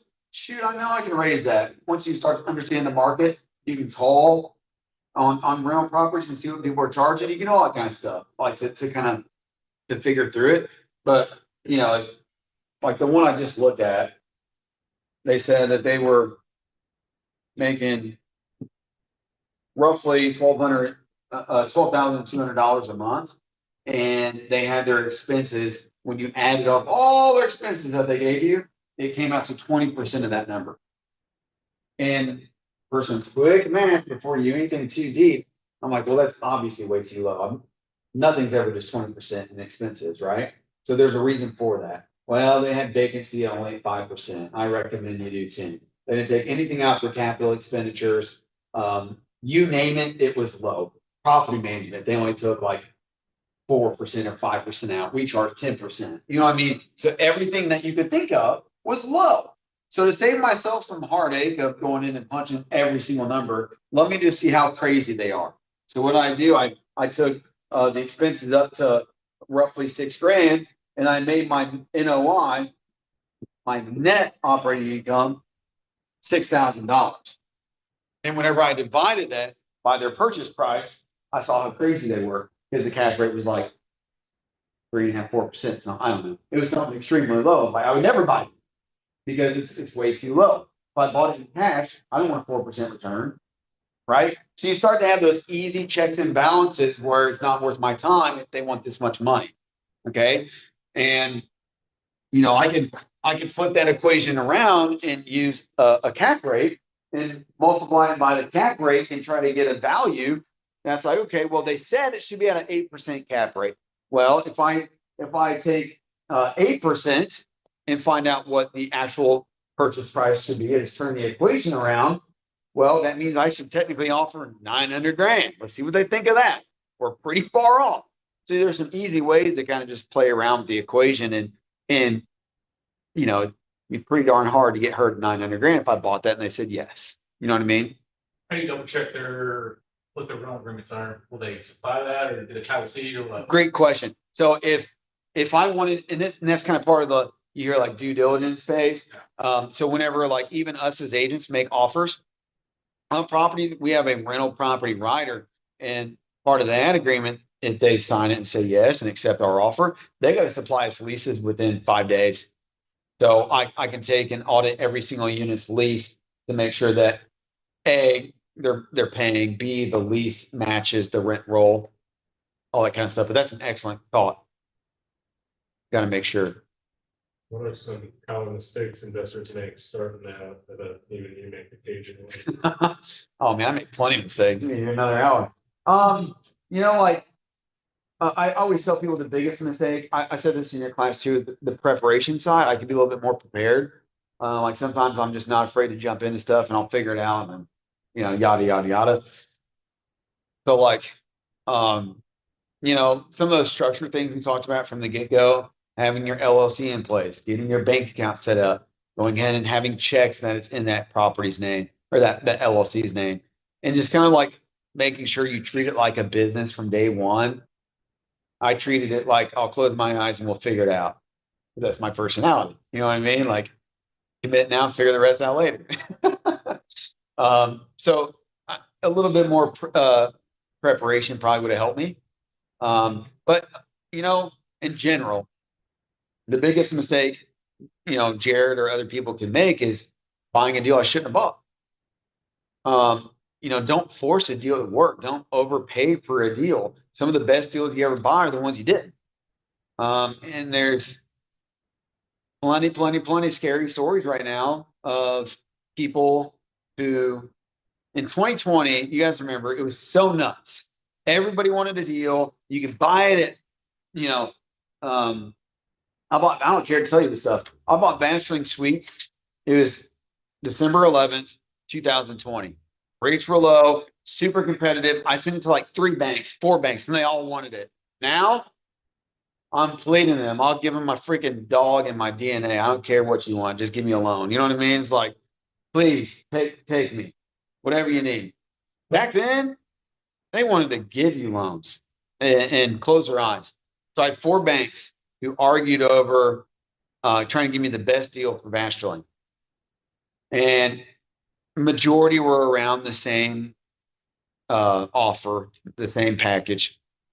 Well, First Midwest came in and talking to Kevin Greaser, and he said, has anybody offered you a 10% fix yet? And I said, on a commercial loan? Commercial? Like, you don't see that. Usually it's 3 to 5 year fix in this adjustable rate mortgage arm. And it just fluctuates with prime. Prime is the best available rate. No one offered me 10. I never even heard of that. So I got 10-year fixed. I'm 5 years into it at 4.49% interest on a commercial property, which is stupid. Okay, it's a great deal. So here's the problem. If I would have went with the 3 to 5 year arm, okay, and let's say even with that, I locked in a 4.49% interest rate, which is great. It cash flowed very well according to the numbers. I raised every single rent whenever I bought Vastruline. It was a great property, remodeled property, wasn't much value added. It was already remodeled, but I still needed to raise the rent. So it was a great deal, right? So 4.49% interest. What happened in 2020? Or right after, the world went crazy, right? all rates dropped, and then right after that, they jumped up. We're still in this high interest rate after like 21, 22, and rates started jumping back up. Well, in the commercial world, lenders will rate shock stuff. It means they'll take it up another 2% just to see if your numbers still make sense. So an underwriter behind a fancy computer in their basement probably would have looked at my deal and said, if I had an adjustable rate mortgage, and they said, well, what would happen if this guy had a 6.5% rate? Let's just pretend. Would Jared's deal make sense? Would he fall over and go bankrupt? No, okay, he's fine. It was still cash flow, maybe a little tight, but he'll be okay. They rate shock stuff like that. The problem is no one anticipated all these people like me who got a 4.5% interest rate for prime to go to 9.5. Like I said, there was a lot of people who probably bought deals they shouldn't have. And then the rates did that, and they had an adjustable rate mortgage. Well, once rates started fluctuating like that in 21 or 22, well, guess what? 3 years later, it's right now. There's a lot of people that were hurt, or a lot of people who bought deals right before that. Or maybe they had an adjustable rate the entire time. They just ebb and flowed with prime because they bought a lot of, they got a lot of loans that were interest only, right? And then now they're ebbing and flowing with prime. No one anticipates jumping from 4.5 to 9. And if you bought a deal that was already close numbers just because you wanted a deal, there are a lot of more deals than people realize right now that are the bank's taking back from them because they shouldn't have bought it. So it pays to know your numbers. And that's why I absolutely love using the 40 or 50% rule. Like, I'm not going to buy a deal and just assume because they told me so that it's 20% expense rate. No, it's probably going to be closer to half of my income is going to go towards expenses. And the way taxes have gone up, the way insurance is, like, the whole industry of insurance is plummeting. It's a mess. And those prices went freaking through the roof, especially if you're in Florida, right? Crazy. So people think, and if you just had a set rate for expenses, every one of my expenses are on the high side. Okay. If you tell me that taxes are one thing, I'm going to triple it because if I buy it, they're probably going to reassess me and charge me a lot more if you haven't bought it since who knows when. Every single thing I take up way high. You tell me the expenses are this, I'm going to double it. You tell me insurance is that, I'm going to double it. Because if the numbers work with me doing that, oh my gosh, I better pull the trigger because it probably won't be that bad. But if it works with those numbers being that elevated, oh my gosh, I'm happy camper. But last thing I'm saying, I'll let you go or answer questions, is I said this last time, this is quite frankly the safest part of my business is real estate investing, okay? Those 10 properties you saw, those weren't the best. I can go back one more time. It's like looking at them. Those are not the 10 best properties you've ever seen in your life, right? They're okay. Don't drive by this one right now. It's a lot worse. It kind of makes you sad. There's a fire that happened in one of the bottom units and they just boarded it up and left it. That was 2 owners removed now. Not the person that bought it from me. But anyways, like this is off of Sprig on Good Hope. That's a duplex that's built in like freaking 1920s. All brick and it's good enough. That's not the best looking property you've ever seen, right? And like, you know, you could argue that these were decent properties, but the safest thing I ever did was putting my 20% down in each one of those bad boys. Here, I got some amazing agents in the room, amazing staff in the room. Jacob could leave me tomorrow. DJ could leave me tomorrow. I would cry. I'll just be honest. And that would stink, right? But business is risk, right? Investing in real estate is the safest thing I do because I'm storing my money inside an asset and it's going to be sitting there when I come back to it, or I can leverage against it. Like I said, it pays me every month. It gets better over time. There's nothing like real estate. There just isn't. And money's your best employee. You got to put to work. And you don't put it to work in the bank, you put it to work inside an investment. Would you benefit? I know, probably know this, but like. That's okay. so Your bottom right hand corner. So that's a great area. You get a good deal on it. Would you Yeah. benefit more getting that and using the leverage out of it than you would really actually the cash flow of it? So the one thing about those HUD properties is the cash flow is usually pretty darn good. I remember running that and like, you remember this DSCR 1.25 is what you want to see. Jared's numbers, which are probably different than the banks. Banks are very, very conservative for obvious reasons. It came out to like a 2.11. So every dollar that I had to pay the bank, I had $1.11 on top of that. And I was like, this is crazy.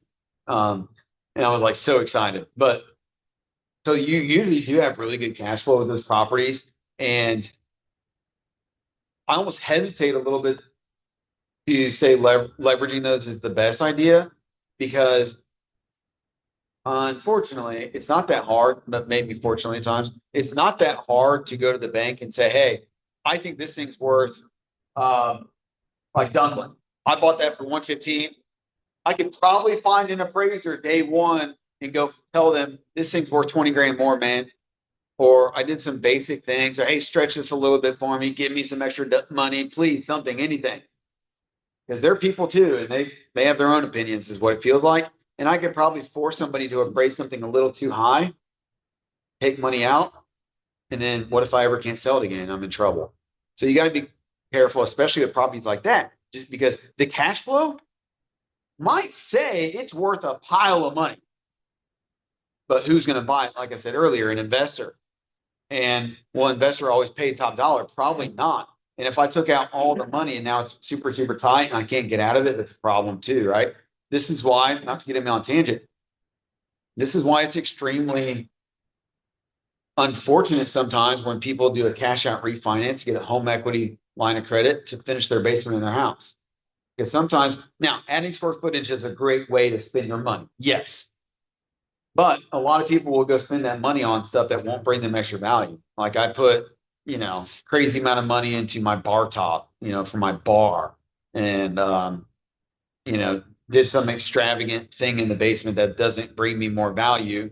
I convinced, or the appraiser did me not a solid, and my property is probably worth 300 grand. And just because it was a cash out refinance, I wasn't really selling the property. He jacks it up to 325 for giggles because there's no contract attached to it. Now all of a sudden I'm taking out 80% at 325 instead of what it's really worth at 300. I go finish my basement for stuff that doesn't add any value. And then I go try to sell the property and wonder why I'm upside down. That's where people run into problems. So your first question too. Your Yeah. first round, you said you managed it by yourself. Yeah. How many did it take you to get into management group? Or You can get, we manage right now for single owners. Yeah. how long did it take you to realize, hey, I don't want to do this on a manager? At 6 or 7. So Yeah. So I 29 North Henderson. This guy right here is the second property I ever bought. And I was like so gung ho about it. I ripped up all the cars myself, tried up all the little staples myself, felt really good about it. And it was a cool experience. I wouldn't take it back. And it was great, especially if people are handy. I'm not. Okay. I didn't need to be doing that. Plus you get into a time thing. Is it really worth my time? And that's your biggest equation. But maybe it is worth your time for now, just to hustle and grind and build it up until you need to use your time better. But that's what I got into managing these things. I managed all 4 of those. I think this one all together, and I was like, this is stupid. I'm done. I was dealing with it every single day while I was trying to sell houses. And it just wasn't worth my time. And then I really did the math on 10% of my rent. And I'm like, wait, that's nothing. That's nothing. So I make, $3 grand and I'm going to pay you $300. Please take this off my plate. Why am I dealing with this? that's my biggest problem, is coming from a carpenter background of wanting to just let it go and let somebody else do it. Yeah, it's your time. Your time is so much more valuable. Yeah. You know what I mean? And like I said, I have contractors that have worked on every single one of my properties. But and we could sit here and talk flips for another hour, like in the process of dealing with that. When you flip a property, a lot of that is time, right? To put it back on the market, to resell it, to get paid really quick and do it over and over and over. Some people work on their own houses for 6 months and you just killed all your revenue. You know what I mean? So like you poured way too much time into it. You should have flipped it fast. So sometimes it's worth paying to get the job done and then go back on. Now, real estate investors, yeah, absolutely. Your time is more spent on the next deal or the overarching view or what the next thing is. I mean, I don't know if hammers like if they take batteries or whatever. So like I'm not the best person to ask that. I'm just kidding. But I could tell you what to do. You just probably wouldn't want me doing it. Yeah. Um, So running into a, say, for example, for any of us that's just starting out. So you grab, so my idea would be a flip at first. Yeah. Throw some cash so you can go on to your next project. Yeah. And get a little bit bigger and better. So flipping wouldn't be that bad then as far as that. Just No. some cash. No, and yeah, and that's exactly the only reason I started flipping is because I started buying bigger properties and I needed more money. And I was like, well, dang, it's gonna take me a little bit longer to save up 20% if it's $460,000. You know what I mean? So I had to, and I realized I was leaving money on the table, right? But an alternative to that is that BRRRR strategy, which is you could flip it and make some money, or you could keep it and do the next one. It's not a bad strategy.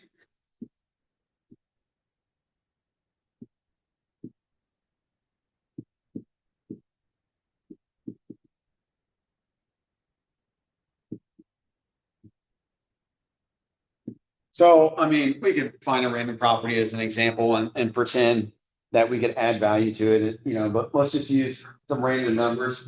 So it's reasonable that you found the right property. You could probably come across one and let's say you found something for 175.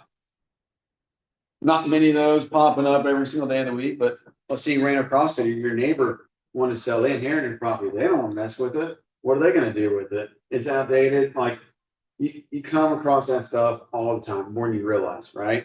And let's say that, you know, they're willing to let it go for 175. And quite frankly, if they just got their crap at it, it might even be worth 200. You know what I mean? And then you go ahead and rehab it a little bit, okay? And 50,000 doesn't get you very far these days, but let's just pretend you're going to do some of the work yourself because you're just starting out and you want to, you know, put some sweat equity into it and you could have 50 grand into it, okay? Now, a whole other conversation we could have, but you could get a construction loan where you buy it for this, put 20% down this, and then the bank funds your repairs, okay? It's called a construction loan. So it's not like you need to like, well, shit, I can't even do this. So I have 20% down plus 50 grand. There's ways around that. You take this deal to the bank and you show them the end result of what it could be, they will give you the money for the remodel. Okay. I bought Sunny Hill Suites for $1.95 million, I think it was. And they did make me put 20% down the last second, the rascals, on the whole thing, but they gave me the $1.165 million in repairs. And not coming out of Jared's pocket. I leveraged the bank. Why? Because it's all about the end result, the appraisal. And the appraisal said the things after Jared does what he says he's going to do, imagine that, I just do what I'm supposed to. They said, the appraiser said, subject to those repairs that Jared's doing, it's worth $4.5 million. Well, the bank's protected by that appraisal, so they'll give me as much money as it takes, as long as it's within that 80%, right? So there's ways around getting that rehab money, okay? But 175, I go ahead and add 50 grand to it, okay? So now I got, I'm 225 in theoretically, but I already thought it was worth more. Now it's definitely worth more. I did the right things. I did the kitchen a little bit, the bathroom, got some new floor. I improved it, right? Rent. Now I rented it out. Now I'm going to take this investment back to the bank and say, well, guess what? I got this sucker rented out for $1,800 a month. They're going to like that too, because now your asset that you bought undervalued, you made better, now is bringing in rental income and help you as well. So then you're going to refinance that. Okay. What's, can you get your calculator for me? What is 175, times 20%, and then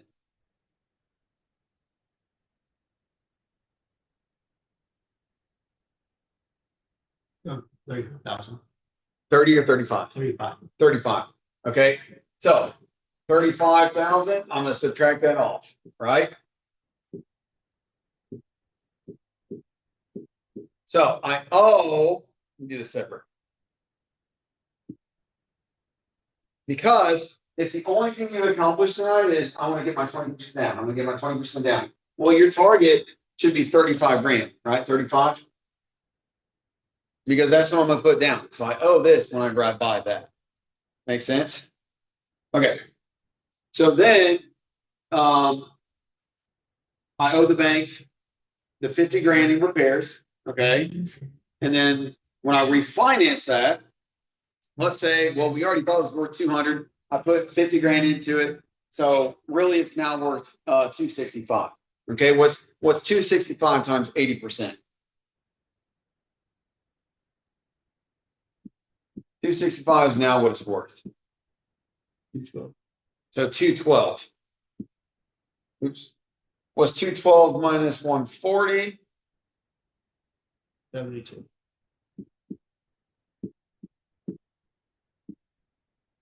Okay, and that's 72 grand. Now, maybe I have to pay them back part of my repair money. Maybe I don't, depending on where my appraisal's at. But that, and then you repeat. So then I refinance that. I got $72,000 worth of usable equity, and then I repeat, and I can use that as my down payment on the next property. So I could sell that and get a chunk of money and buy something, but if I decided to keep it and rent it out, well, then I could just go do the next one too. That's where the BRRRR strategy comes in. But usually whenever I did a lot of the smaller deals in the past, they did not make me put 20% down on the entire project. They made me put 20% down on the 175, and then they gave me the 50 because the appraisal made sense. So you get that subject to appraisal up front. And like I said, if they say, well, here's Jared's plan, see, that's why your contractor's lifeblood. They give me the contractor's bid, right? And I submit that to the bank. The bank gives that to the appraiser, and the appraiser says, well, gosh, Jared, if you do those 50 grand worth of things, this thing's going to be worth 265. And now I just created a gap of money.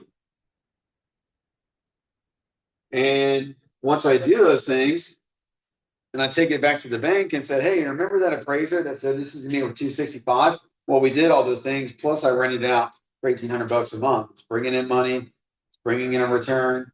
And I want to do a cash out refinance so I can have 72 grand available to go buy the next one.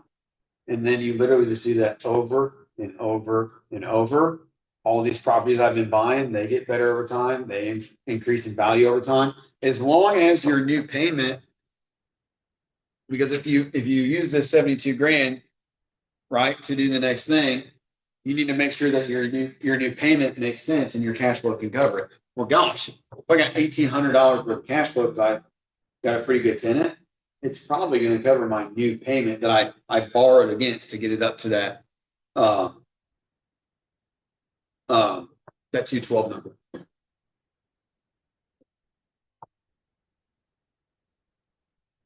Because the bank is already protecting me and them. It's not like they said, oh gosh, we'll give you 265. No, they gave up to 80% of that value. So they're already covering us, them and me. They won't even give me 100% of my money back out. They'll give me up to 80%, subtract what I owe, which is still 140, right? And then that's how much I have to work with.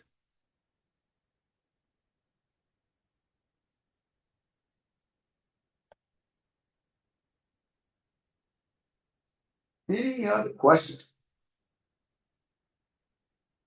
Now, what they may do is just add this, that 50 back into the current property and say, well, just pay me back on that one. Right? And as long as my new payment makes sense based off of this dollar, like, okay, well, now you owe us, 190. As long as I'm okay with that payment and it still cash flows for my $1,800 a month in rent, who cares? They just gave me how much, 72 grand to go do what I want with.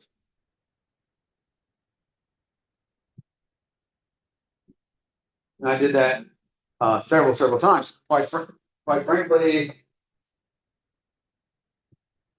how I bought some of these. So this I bought FHA 3.5% down. There's not another one on here, but I bought a property across from the university using the equity of this one. So I bought this one. I bought it undervalued by the college. I told you that. And I didn't have any money at the time. And I convinced the bank to not let me put 20% down. I convinced the bank to make me only put 15% down. And this is a true story. So this person unfortunately passed away and they had no heirs. There was an attorney handling the deal. And I made an offer on that property, was able to negotiate off a whole lot of things, price wise. And the house was still full of a lot of stuff. And I was like, well, what are you guys gonna do with a lot of stuff? And they're like, well, I guess we're gonna trash it. So I was like, well, can I take a look before you guys dump everything? And I literally found like $300 worth of rolled quarters in that house. And I used that as part of my down payment. I'm not kidding. So I was like scraping every single dollar I could find to bring to the table. Got the bank to cut 5% off to make that deal happen. I used, like I said, the equity from some of these deals to buy the next. I bought this one via seller finance. So I had the lender carry that loan and I paid the actual seller every single month. Okay.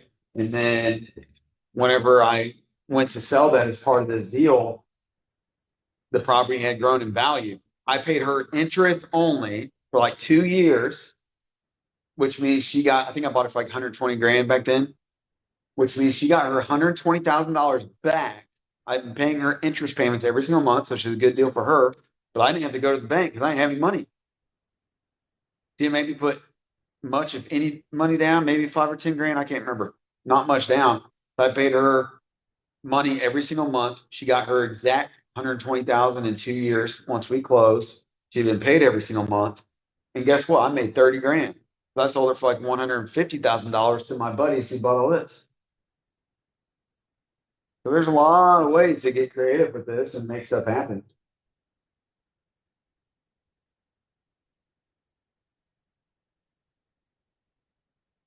Fun. Any other questions? Helpful?